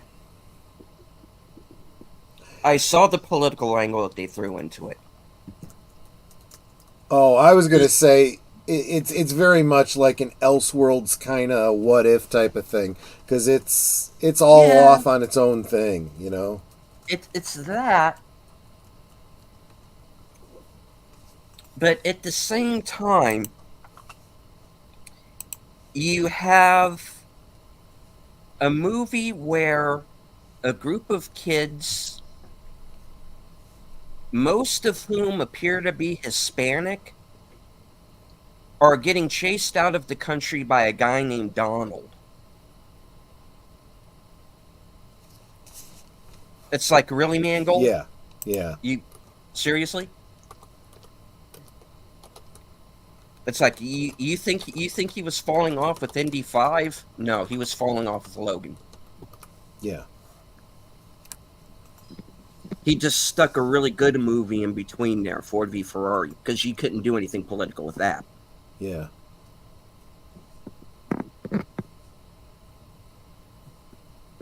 Feige looks like a moron. Chapek should have fired him when he had the chance. Trouble is, Chapek was never in charge. Yeah, that's what I was just gonna say. Bob Chapek, yeah, he was a figurehead that was really there just to be a scapegoat. That was, yeah, he had no real power to do anything. In fact, I was barred from a particular YouTube channel because I said that Chapek had no power. He was completely feckless. He wasn't going to save jack crap. And surprise, surprise, I turned out to be 100% right. Yeah. You know, some people say, oh, Troy was right again. Well, it's just because I'm paying attention, not because I'm, particularly intuitive. It's because Feige doesn't want to get punked by Ryan Reynolds. Yeah. I actually agree with Feige on this one. It's one of the biggest flaws of the comic book and superhero genre. Death is meaningless. Yeah, I get what you're saying, Samuel, but the other thing, too, is that whole Old Man Logan story is meant to be a future story. And that's not where the narrative is. So you got to kind of take that as a completely non-canon, out-of-context story. That's not the, Logan of the X-Men. Hell, it's not even the... Well, I mean, because if it was, how the hell is Professor X there? Mm-hmm. Didn't he die? And then, Several take times. over someone else's body or some crap like that? Yeah, just forget about any kind of continuity in the Fox X-Men movies. Forget about that. No. This is something completely different. Because because if you're going to follow the timeline exactly, then you have to believe that Michael Fassbender is going to turn into Ian McKellen in less than 10 years. Yeah, and Pootie's kind of saying it too. I don't think Wolverine is from the same universe in Deadpool 3. He seems like kind of a loser. I don't know, though, which one you mean. If you mean the one from Logan, then yeah, you're right. I don't know about Deadpool 3 yet because I haven't seen it yet, Live action This was Ghostbusters. live action Yes. Ghostbusters. Yeah. Filmation's Ghostbusters didn't last long after the real Ghostbusters started to thrive. Well, no, it didn't. Because people would tune in, they realized they had nothing to do with the actual real Ghostbusters, and they tuned out. But Filmation was still able to market the toys, was able to get a season or so out of their own show. And the way licensing and syndication works, they made money on it. I don't begrudge them that. I think it was a very intelligent thing to do. Like I said, the toys were good, even though I had no interest in the show at all. Multiverse throwing away character consequences. Yes, that's true too.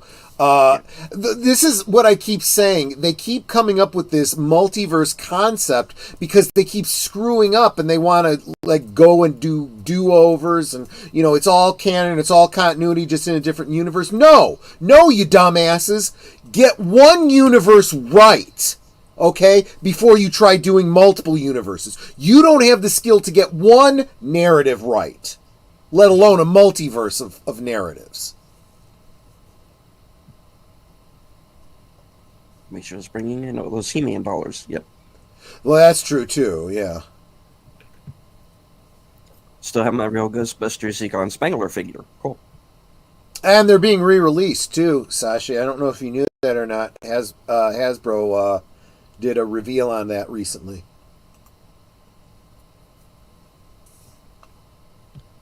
It says Mark Hamill is and has been a liberal a-hole for a while. Yeah. Yeah, that's true. but this is to the point where he's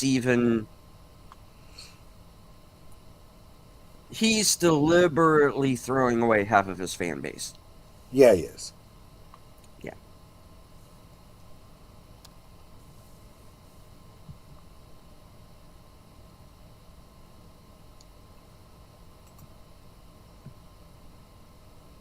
No, not Logan. Logan. Yeah, I typed it in there. Okay. Now, Christopher Lee sang with the musical called comedy The Return of Captain Invincible. Interesting. I want to watch someone get old, weak, and die. I watch Grumpier Old Men. Yeah, exactly. Secondhand Lions. Wolverine in Japan was my favorite. Yeah, that was fun. Yeah.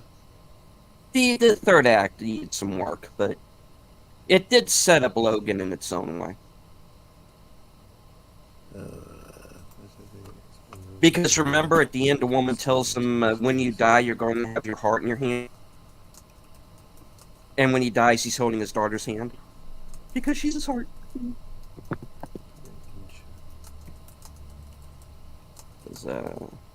You're cloned in Mexico or something, yeah.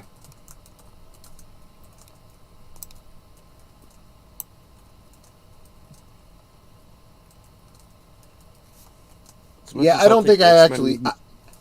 I have it on DVD, I just don't think I've ever watched it.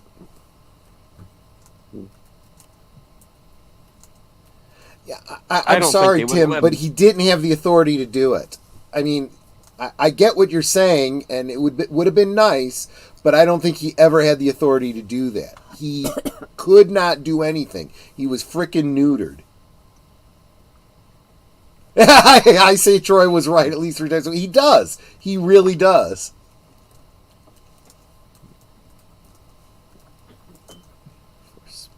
I'm still waiting for Sparrow to be revealed, and it looks like I'll be waiting forever. Yeah, because I'll tell you what, if I was Sparrow, I'd be hiding. I'd be hiding forever because I would not want to. You know, for as many times as Mark tells me Troy was right, Sparrow has been wrong. Mm-hmm. I don't think there is a Sparrow. I don't buy it. I hope there isn't, for Sparrow's sake.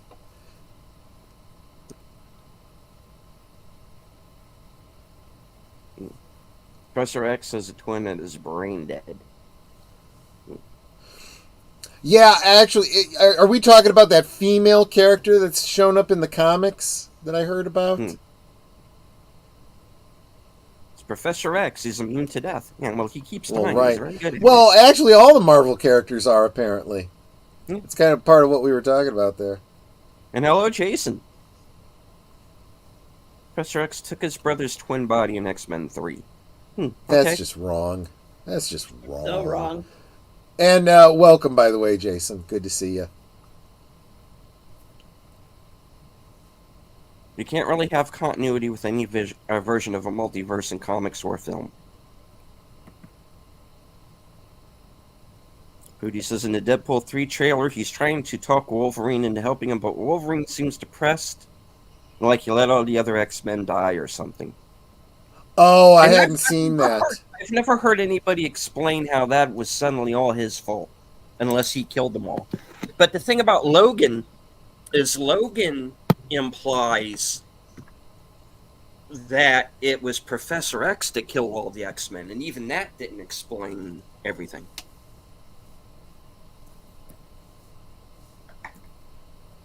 At least that's the way I took it anyway. I could be wrong.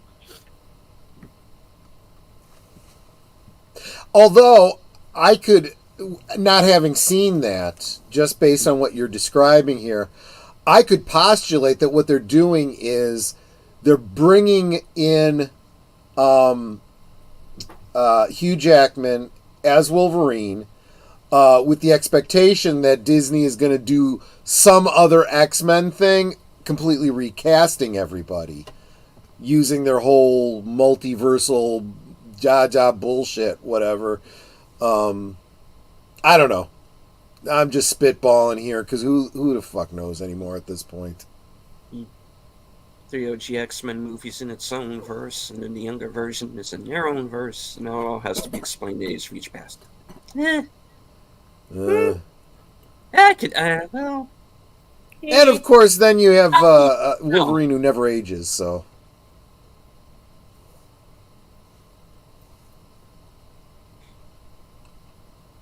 Yeah, I agree with Sam. I see your point, Jason. Yeah, okay. I like what Samuel Proctor's saying. I agree 100% with him. Started to think the way to go with multiverses is pre-crisis DC. Keep it simple and distinct enough. And you don't have to interact that often, if at all. Yes, I love that idea. Where after a certain point, you just cut it off. That's its own universe. And now if you want to reboot, you can reboot. You know, if you want to keep going, you keep going. Mark Hamill got typecast as Luke Skywalker and became a better old man. Well, he definitely became a bitter old man. That is true. Mm-hmm. But I'm going to push back a little bit on the being typecasted part, because he may not have had a great deal of acting success outside of, physical acting outside of Luke Skywalker, but he has had such a voice acting career. He has never been out of work. So, and those roles have been incredibly varied, So, yeah. Yeah, I agree with you 100%, Mark. It's tone deaf and stupid. I mean, honestly, I think Dwayne Johnson is the only one, or he's a great example of someone getting his head together and saying, screw it, I don't want to be political anymore. I'm not going to tell you who I'm voting for. You want to come see my movies? Come see my movies. I am not endorsing a candidate. Which is what they all should have been doing from the beginning. Yeah. And used to do. Right. Yeah. I've seen a number of interviews with, and I mean throughout the years, every decade or so, I'll see an interview with Dolly Parton where they try to get her to be political, and she very kindly says, I will not be political. I won't talk about my politics. Nobody cares about that, And I just think she's such a class act. She has been the example all along. That's one thing I like about her, is that the political doesn't get. Well, Taylor Swift used to be that way, because I remember that people dumped on her because of an interview she did where she was asked who she was going to vote for, and she refused to say. Yeah. And she changed that tune pretty. Yeah, pretty she completely changed when she left country music, and I lost interest in her.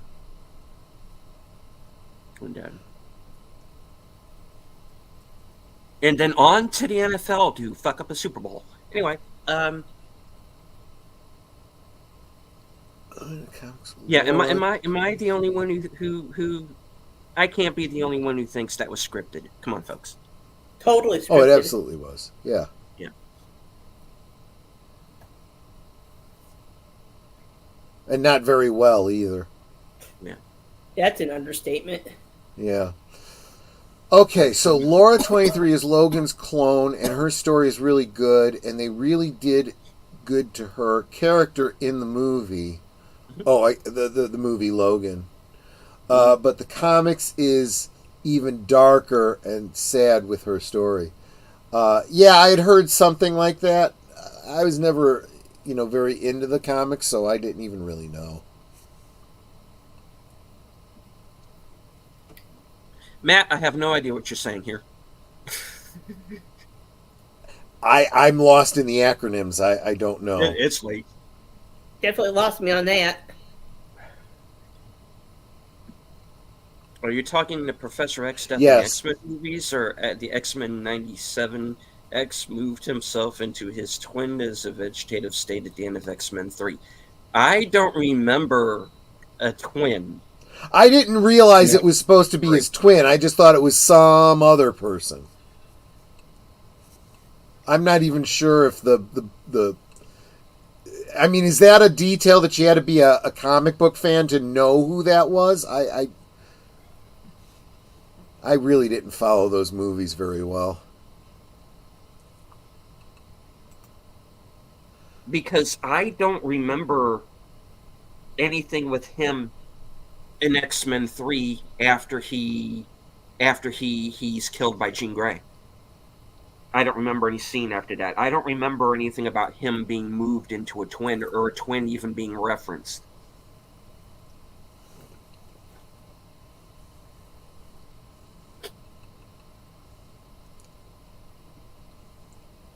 Last I heard, Cameron defended the Sparrowcrop by saying he was only going by what he heard from his sources. He would say these sources were something he was. No, I mean, okay. Let me clear this up. Okay, because I've had people, quite frankly, go off on me, either backstage or in comments. I do not have a problem with Cameron Pasha. Absolutely not. Okay? I got nothing against the guy. So far as I know, he has nothing against me. I was on his Patreon page for a time. I did leave that page. Yeah. My reason for doing so was not because I had a problem with him. All right. It was another person. And I think at this point that person knows who they are. And Troy, you know who it is. I do. Yep. Same problem. And if there is a Sparrow who is feeding Cameron information, then okay. Well, I'm going to go so far as I am at a point personally where I don't believe this Sparrow exists. Yeah, and not only that, I'm sorry, you can't really give cover. Well, I'm just going by what I heard from Sparrow. Well, you backed Sparrow with zero results this long. Mm-hmm. Sorry, man. You kind of pick up the stink from it. You kept repeating what Sparrow said over and over and over again. Every time Sparrow's proven wrong, and I'm just repeating what I said. Well, I'm going to stop listening to what you have to say then, if you're going to keep repeating that bullshit. Because, I mean, it's what it comes down to, right? You have to do it like Doomcock does it. It's like, take this with a grain of salt. This could be complete bullshit. But the thing is, he's had a much higher record of being right. Yeah. Look, if you're listening, if you're making decisions based on what the weatherman says, and the weatherman is wrong 80% of the time, you're going to stop listening to that weatherman, right? If your weatherman is right 80% of the time, well, maybe you stay on his Patreon and membership and you keep following his channel. Just saying. Kind of mixing my metaphors there, aren't I?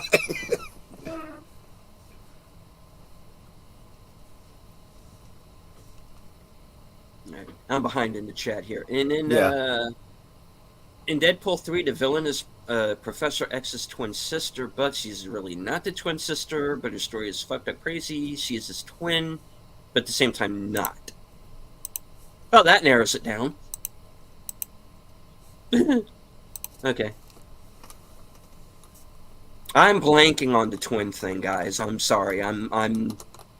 That's my fault. I'm missing the reference here. Obviously, I have to see X-Men 3 again because I don't remember any of that at all.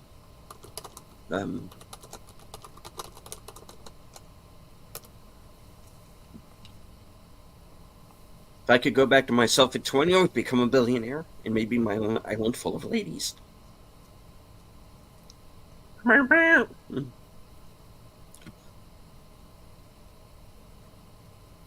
right.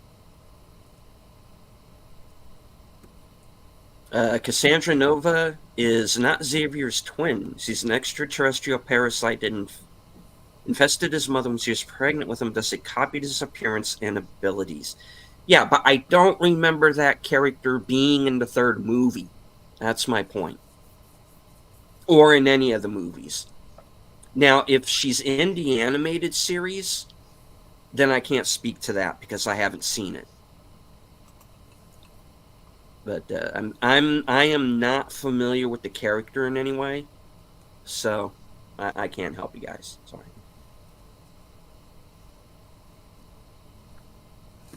I liked Mark Hamill in The Big Red One. So did I, and it's an excellent movie. And there are two versions of it. There's the theatrical edition, and there's a longer director's version that came out years later. Both versions have their merit. I highly recommend that movie. Please see it. And he is very good in that movie. I'm just saying, good actor. He's just kind of an asshole in real life. And as we've come to find out, many of them are. Yeah. Well, and so many people have made variations on this point that I think are great. Why do these actors, or why does anyone think these actors would be any better, have any better takes on politics than any other average person? These people are not educated in politics. They're not paying attention to actual facts. They're just listening to their wind tunnel of echo, right? They're professional pretenders, and we act as though they have some great insight. They're the elite, and they're not. They're a bunch of friggin' degenerates, for crying out loud. Some of them not even very well educated degenerates.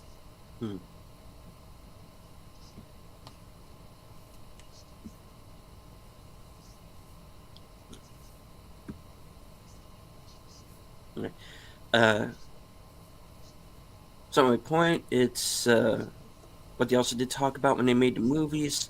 Since the younger version was going to be a remake, but because of Logan and Wolverine, it became a remake. I'm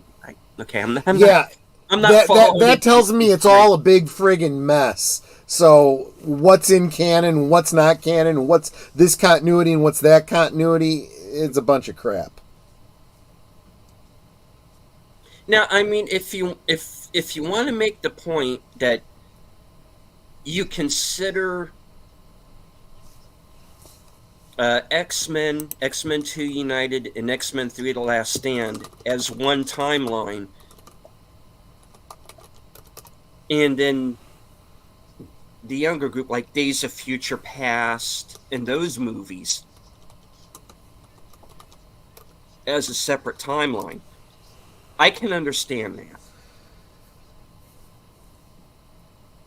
that. So I don't have a problem with that. I can see that argument. I'm just saying, and all I'm saying is that I don't know where the twin thing comes in, because I haven't seen anything that relates to the twin. So, what a couple of people have mentioned, and this is they're jogging my fuzzy memory here. There's an end credit scene where this person in a hospital bed starts speaking with Patrick Stewart's voice, indicating that he has taken over this brain dead, individual. I did not know this was supposed to be a twin brother. I don't remember that being mentioned anywhere in the movie or anything like that. And that's why I said I didn't know if this was something that came from the comics or something like that. But, you know, yeah, it was an after Now, credits. okay, now I do, because that's the scene with the older Moira, right? Or was it a scene with it was a scene with Moira, yeah, but I don't remember that was necessarily a twin. Yeah, I remember that scene, but I'm kind of yeah. I'm confused, guys. I'm sorry. The twin has an end credit scene for X3. I don't remember an end credit scene for X3.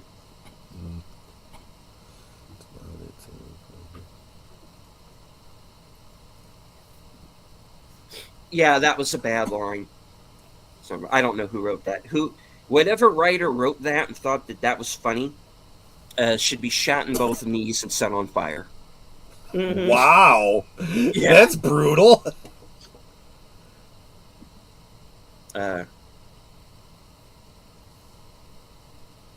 I hated Storm in the first movies. She requires an entire orchestra to warm up. The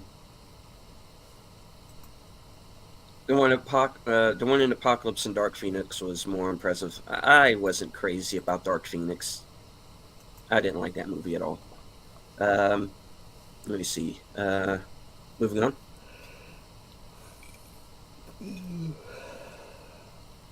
Yeah.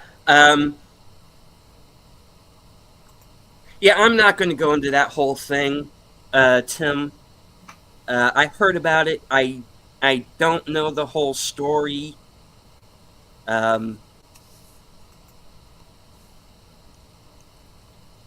It's probably for the best, you know? Look. I'm a no drama channel. So I don't get into feuds with anybody, you know. If anybody has had an issue with me, no one's ever come to me about it. So when it comes to anybody kind of battling it out, either during a show or backstage, there's kind of not really anything I can, you know, if they got a beef, I hope they work it out.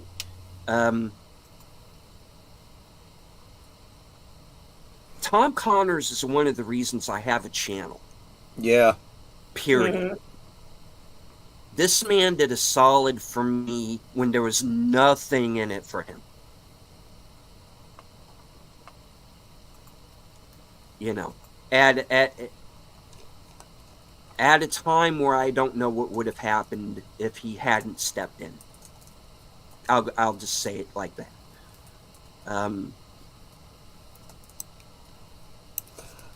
I don't see it. I kind of look at Tom like this. Okay, he's very passionate, but I don't mind it because he can back it up with facts. And in the situation you're talking about, Tim, it's Tom versus somebody who's not backing up stuff with fact. True. He's somebody who is backing stuff up with supposition, either because he is making it up whole cloth, or he's being bullshitted by another party. And Either for way, his he sake- needs to take responsibility for it. Yes. Mhm. Now, as to, okay, I'm not going to say it. All right. I was going to say something, but I'm not going to say it here. One thing I do want to bring, completely unrelated, Sashi, I love what Sashi said. If you can't make sense of the lore, it's time to fire it out of a canon, not make it canon. I love that. That's Okay. brilliant. I missed that. Definitely. I'm sorry. Oh no, you probably haven't gotten to it yet. No, I'm sorry, folks. The chat jumped on me, so I'm a little bit behind right now. Yep, that's exactly right. I agree 100%, Sashi. That makes sense. So it's time fired out of cannon. Agreed. And PJ was here at least briefly, so I wanted to say hi to Hello, PJ of That's, Orville Nation and Inspiration TV. Thanks so much for being here. You are a good man. You are a huge contributor to the community with his slogan, Together We Grow. He is always doing everything he can to help people get subscribed to and get viewership. I super appreciate him. PG's great people. Isn't he? Yeah. Mm-hmm. yeah, The New Mutants was clearly a movie that was done by committee.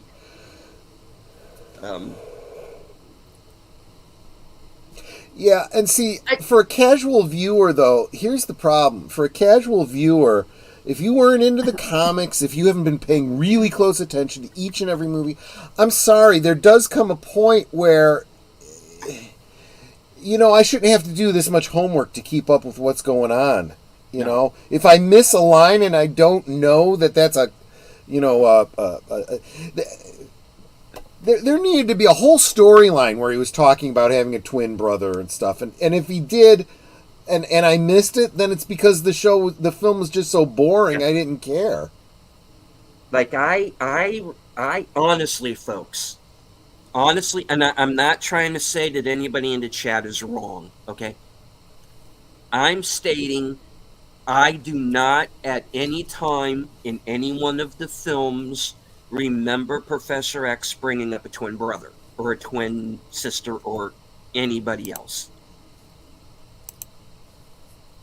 And I think one of the things that gets lost in translation, and it's nobody's fault, it's because of you can only put so many characters into the chat. It's very easy to lose track of which movie are you talking about, or are you talking about the comics, or are you talking about something else?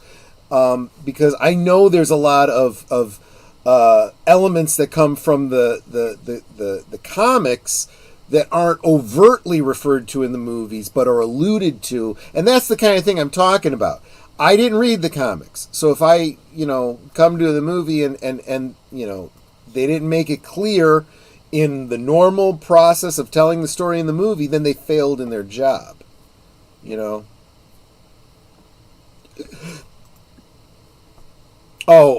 Jason says Charles gave a lecture about his brother in the movie. Yeah, it's one of those things. Well, and see, that's a double-edged sword, right? One line earlier in the movie, post-credit scene at the end of the movie that needs to be put together. That's not good storytelling. No. Nope. Because if I forgot that one line, or I didn't stay until the end credit scene, because, I wanted to get out and get out before I was in a traffic pileup, Yeah, that's what I'm saying, Matt. I genuinely do not recall this character being in any of the films. Yeah, and I only ever even knew about the twin sister because I literally just saw a commentary by Sasha from Casually Comics, and she was talking about this cartoon that's going on, the X-Men 97 or whatever.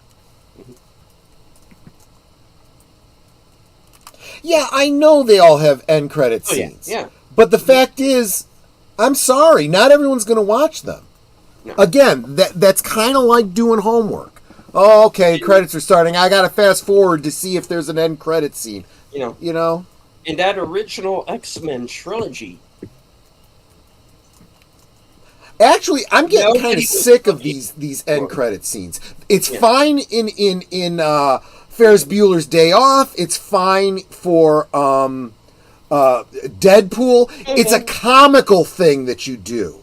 If you're going to keep doing it in these more or less serious movies, then you're not doing your storytelling right.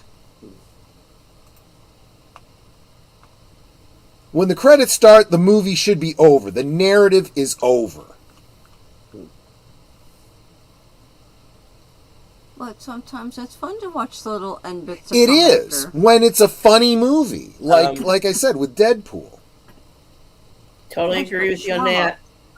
The first end credits scene that I remember was young Sherlock Holmes.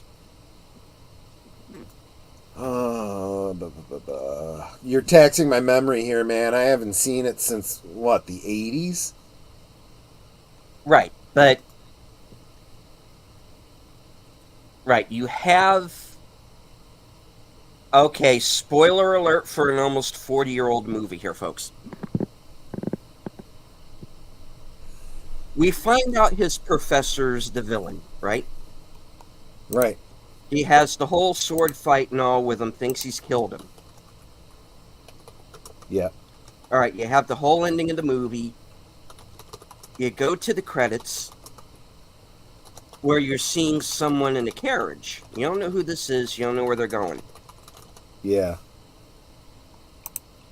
This person gets to their destination, gets out of the carriage, goes into like a hotel or something,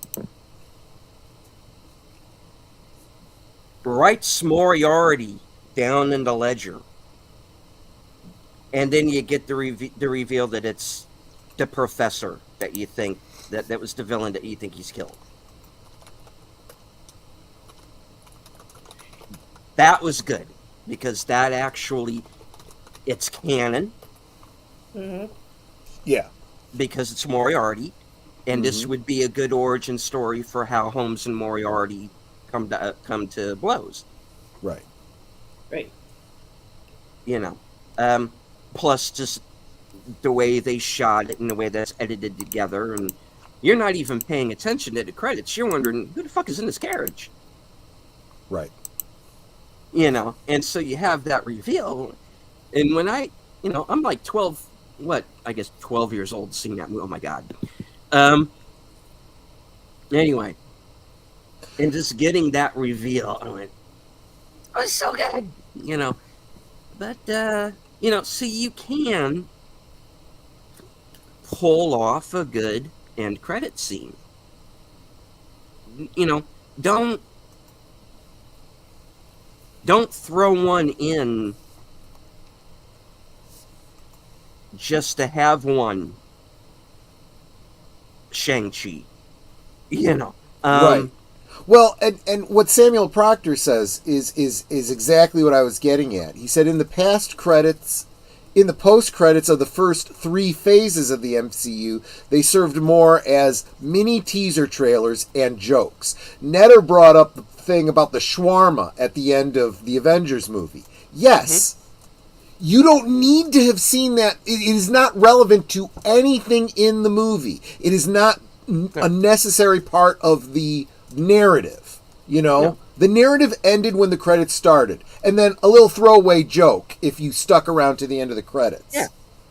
You know? Because he has the line, you know, hey, there's a shawarma place down the street. I don't know what it is, but I want to try it. Right? Yeah.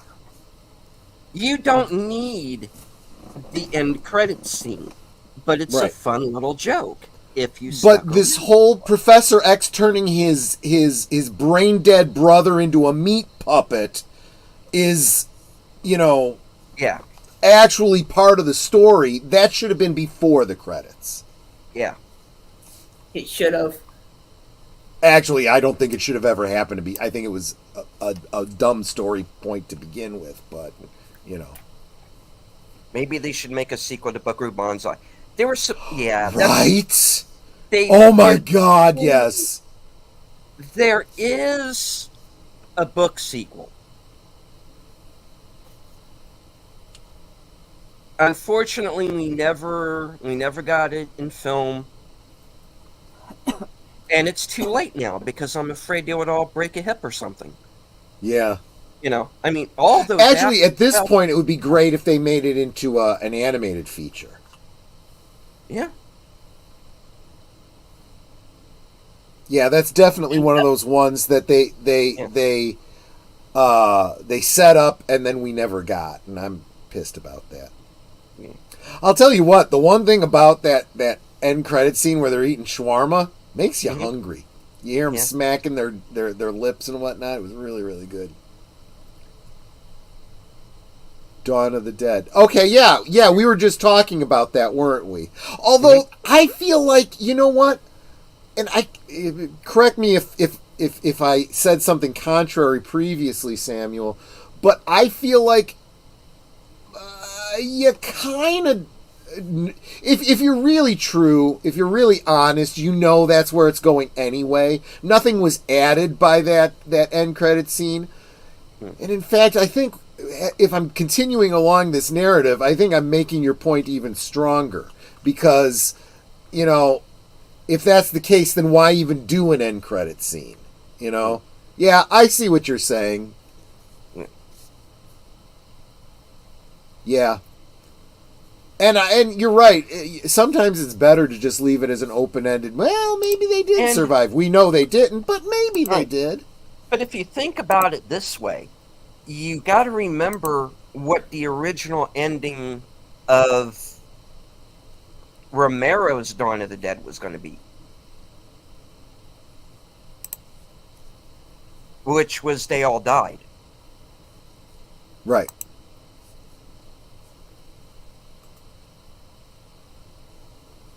But somewhere along the way, somebody said, hey, why don't you write a happy ending? And, you know, Ken Foray and Galen Ross hop into the chopper and get away. And even then, it's still, in my opinion, open-ended. Because, okay, you got away from there. Where are you going to go? Where is safe? Yeah. So to me, even though he left characters alive at the end of the film, ultimately, there's still that possibility of what if they survived wherever they ended up. Kind of like Stephen King's The Mist, yes. Yeah. This is something I want to bring up because there are people who don't like that movie because of the ending. And Stephen King is not good at endings. You're right. He is absolutely not. He never has been. Now, in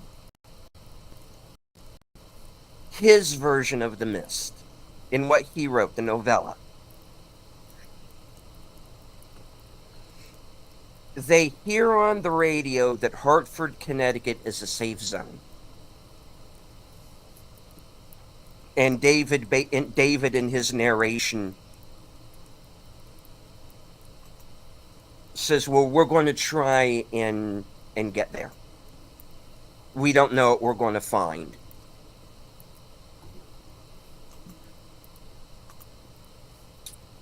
So, you could think of that in two ways. They made it to Hartford, and it is safe.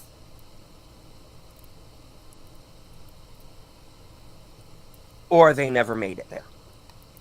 I always looked at the ending of the novella as that was kind of up to you what happened next. Stephen King says in the notes at the end of, I think The Mist is in what, Skeleton Crew? It's in one of those, yeah. He says about The Mist that it's the A feature of a double feature. You come up with the B feature. Yeah. Which I thought was always kind of cool. Now, when it comes to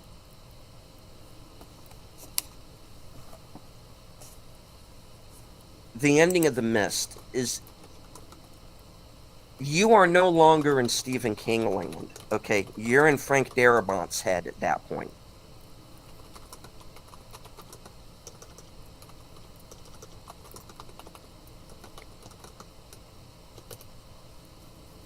And his, and it's kind of like what he does with the ending of the Green Mile, even though the ending of the Green Mile is straight out of the book. It's this whole thing about karma screws the lead character at the end.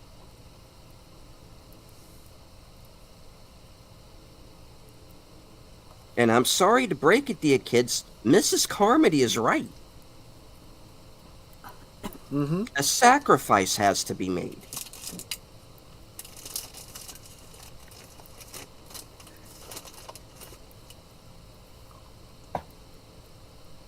That's what happens. It's dark as fuck. I'm never going to get the ending of that movie out of my head. That's going to scar me for fucking life. But Yeah.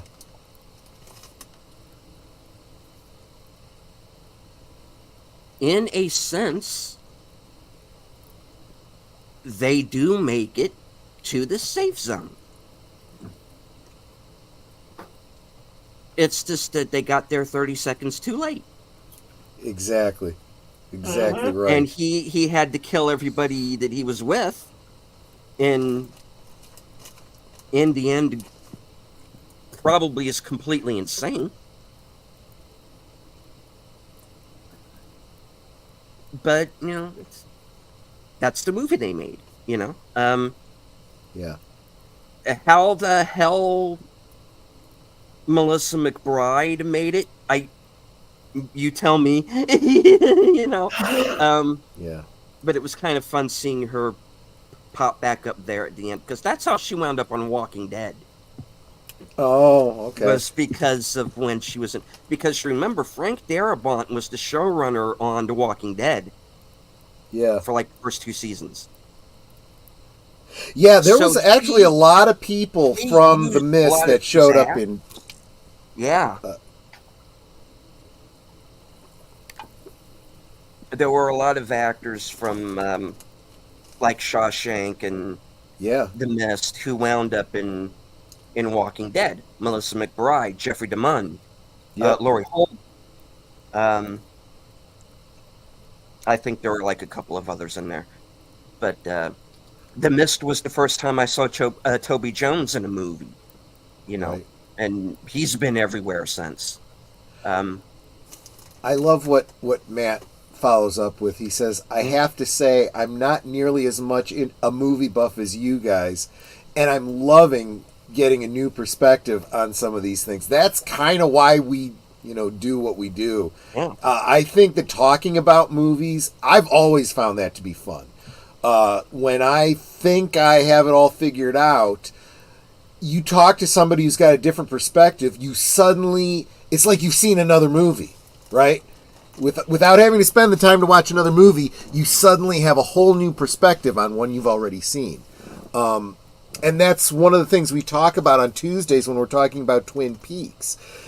Twin Peaks and the very, very strange narratives of David Lynch. What's great about those is if you enjoy them, you can watch them over and over and over again and get a new perspective, and then talk to somebody else about it, and they have a different perspective, and now suddenly it's altogether new again. Mm-hmm. I will never forget watching The Mist. I was writing my own horror story while having it in the background. I wrote a 3 for page 3 in the corner. I looked up to my tablet and see the zombie write a 3. Oh! That's freaky.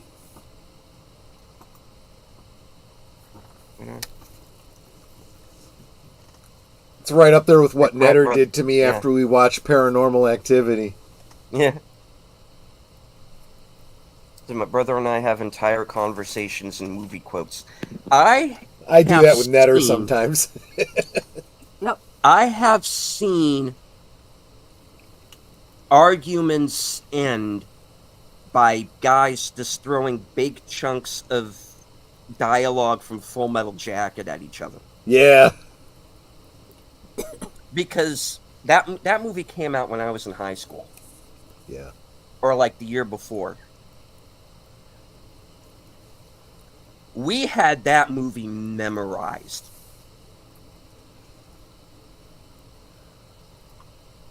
I am not kidding. memorized. You know, and his, you know, Samuel. Netter, what did you do? I'm sure you must have heard this story at some point, Samuel. You've been around a while. Okay, I'm going to have to tell the story now. Tell a story. I'll tell the story, especially for those that don't know this. Yes. So, okay. This is a little bit dependent on you guys knowing a little bit about the movie Paranormal Activity. It's one of those... Is it appropriate to call it found footage? I don't know if you call it really found footage, but it's told from the perspective of somebody who's, you know, puts up a video camera in their bedroom because things are going on. Paranormal activity is happening when they're asleep, right? And there's there's a number of scenes where the wife gets up in the middle of the night and walks around and, you know, like she's possessed or whatever, doing things that she doesn't remember in when she's awake. And there's a narrative element where she just stands there and does nothing, and then the camera starts to speed up because they're trying to cover, you know, 8 hours of sleep, you know, in just a few minutes. And she's literally just standing there for hours, like looking at them and, you know, weaving back and forth in that kind of a way that you do when you're, you know, just standing in one place. And it's really creepy. And then she just goes and gets back into bed. And the husband doesn't even know any of this happens until he watches the videotape, right? Well, after we had watched this movie and we were both kind of creeped out, you know, doing the whole make sure there's lights on until we're in the bedroom and stuff and whatnot. Well, we get into bed and we go to sleep. And at one point, Netter got up to go to the bathroom and it woke me up. And she comes back to bed and she's kind of staggering a little bit. And she stops at like the foot of the bed and she's like rubbing her eye. But I couldn't see that. All I see is this outline of her standing at the foot of the bed doing exactly what we had just seen in the damn movie. And I'm like, what the hell are you doing? She goes, I'm rubbing my eye. I got, you know, sand in my eye. I'm like, we just saw this damn movie and you're doing that to me? She's like, well, it wasn't planned. Scared the crap out of me.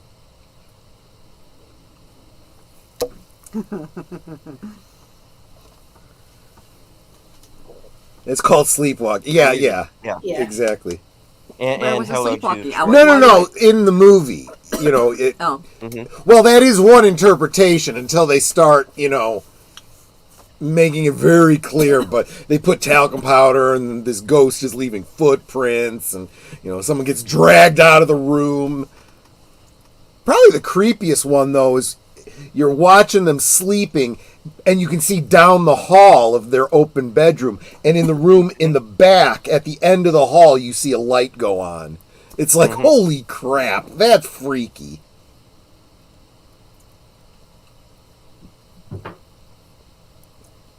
Tim says, yeah, he's never heard that story. Okay, well, I've never heard that. That's hilarious. Well, I'm glad you find it funny. I tend to be a pretty heavy sleeper. But yeah, I guess I do kind of wake up whenever Netter gets up. Or at least I half wake up. You know? That's because I have to come all the way around the bed. Well, to yeah, get you do. outside. I sleep on the side next to the door. It's a That's what too. If we get attacked by Gru, they'll get him first. Right, exactly. Been getting Yeah, I could totally see that. Yes, that makes perfect sense. I would do the same thing. Yeah. Yeah. It's kind of the way it's viewed, at least for me. Yeah. Yeah, I get it. The only thing I'm not clear on is where the twin brother fits in. I just don't remember that. Yeah, if it's a line that if you miss it, you know, you have no idea what's going on. Most men sleep on the door side. I don't know if I sleep on the door side. you sleep on the door side simply because you usually sleep on your right side, or I sleep on the opposite side because I usually So sleep we're on facing my left away side. from each other. Yeah, exactly. Yeah, we sleep back to back most of the time because I always sleep on my left side. Otherwise, you we'd sleep be on my right. breathing in each other's faces, I which mean, wouldn't bother me so much, but blowing on her like that would probably annoy her. I mean, we will occasionally face each other or lay on our backs, but we usually start off him on his right side, me on my left side, and then we move from there. Went on my mission from 20 last year. So that way. Yeah, I mean, I know I've told that story a couple of times, but you know, it's hit or miss. You're not there for every stream. I understand that. It's okay. Not streaming too much, but not remembering something in the X-Men. Yeah, exactly. Well, apparently I'm not remembering X-Men 3 very well at all, so... Yeah. Then I said, I can't be bargained with. I can't be reasoned with. It doesn't feel pity, remorse, or fear. It absolutely will not stop ever until you are dead. Yes. Get a bigger bed.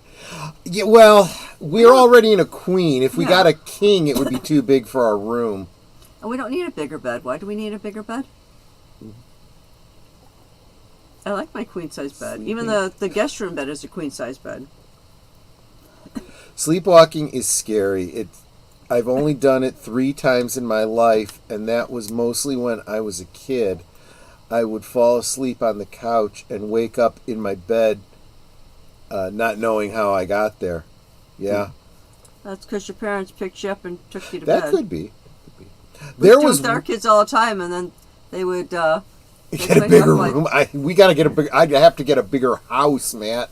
I would like to, but that won't happen unless we move, and we won't be moving unless we can move out of state. Yeah, so. but I still don't understand why we would need a bigger bed. So we're not breathing on each other. Oh.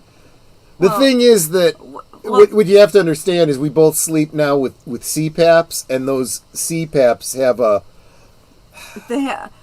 You get air blowing out the front of them. Yeah, that's exactly. what he's referring to. And it's kind of a strong blowing, and it's not just like. And it's cold. Yeah. Yeah, I know how it is because I'm on a CPAP machine too myself. Exactly. There was one time as a kid I was lying in bed watching a little black and white TV that I had, and I apparently fell asleep. But I was so twilight that I was still dimly aware of things going on around me, and my mother had come in, turned off the TV, turned off the light, and closed the door. I jumped up, ran to the door, slammed into it because I didn't realize it was closed. My mother came, "What are you doing?" I'm like, "You turned off the light on me." She said, "You were asleep." I'm like, "I was not." She says, "You were snoring." But like I said, I was in that twilight. I kind of knew what was going on. It must have been, if you could see it, it would have been hysterical, I'm sure. I jumped up and ran right into the door. Wham! Almost knocked myself out right there. Right, well. Speaking of bed, I think it's about time to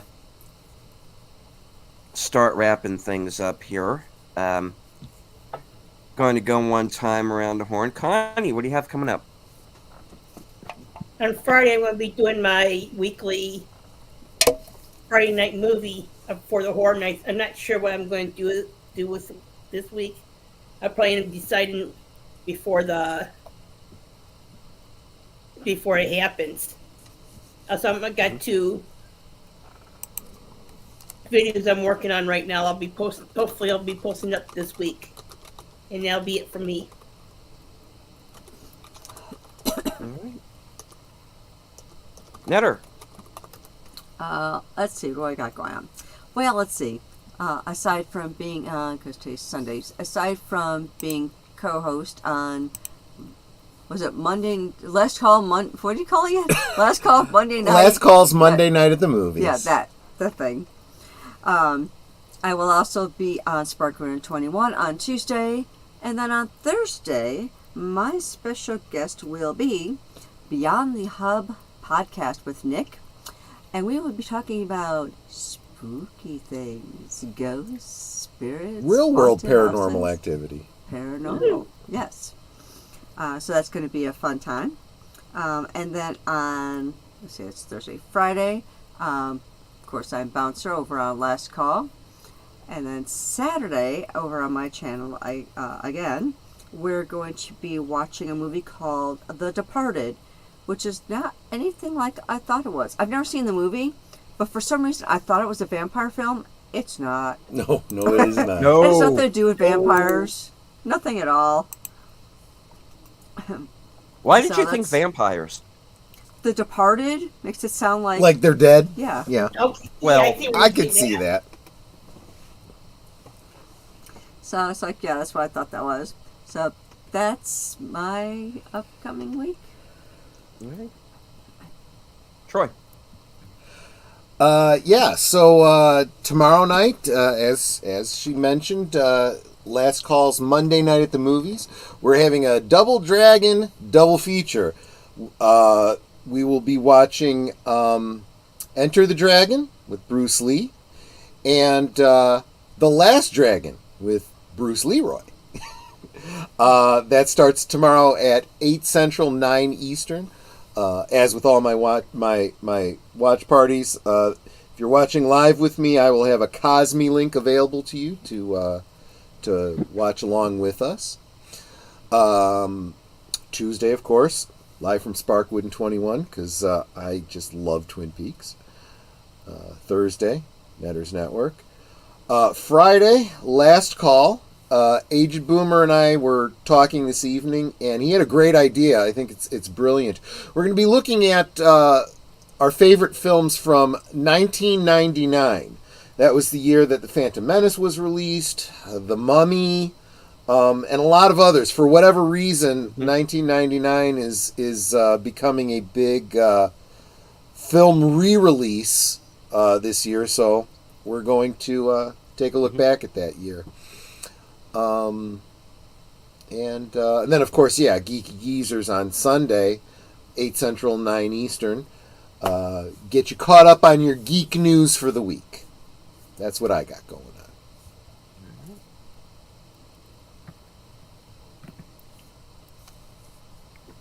And of course, remember, live from Spark 121, Tuesday night at 8:30. I'm joining Jedi Bill for Fallout episodes 6 and 7, Wednesday night at 7. And then find out what I'm doing for the rest of the week on the weekend update, which is going to be approximately 11:30 or right after Thursday Things is completed. And of course, remember before that, earlier in the afternoon at 4:30, Action Theater, Jedi Bill and myself, and we are going to be watching Inglourious Bastards.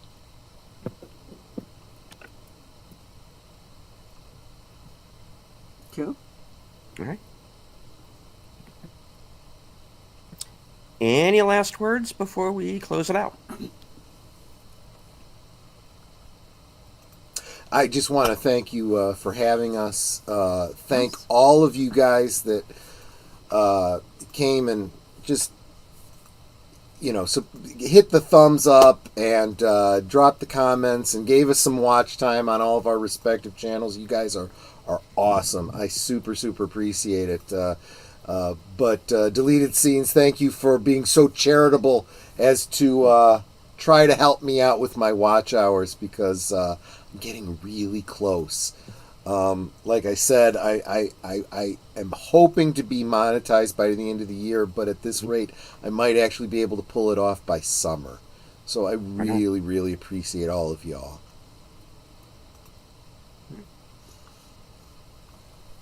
And of course, I want to remind everyone to make sure that you are sub to every member of the panel, as well as every member of the chat. And if you think you're sub, go back and double check to make sure you're still sub, because YouTube likes to make those disappear. Yeah. I managed to lose a couple of subs, and I wouldn't mind getting those back. So if you wouldn't mind just double checking you're still with me, that would be amazing. Hope everyone has a great day. See everyone on the next stream. Much love and Yep. peace.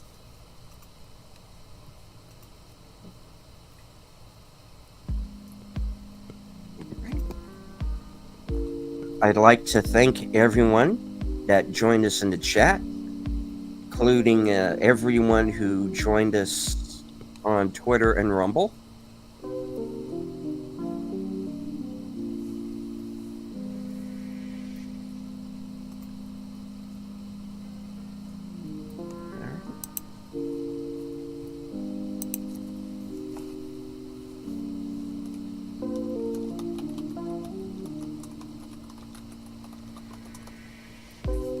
I'd like to thank Troy and Netter and Connie for joining me here tonight.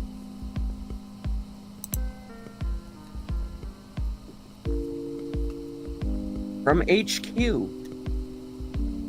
and all points north, south, east, west, and beyond. Good night, take care, stay strong, because this is how we win.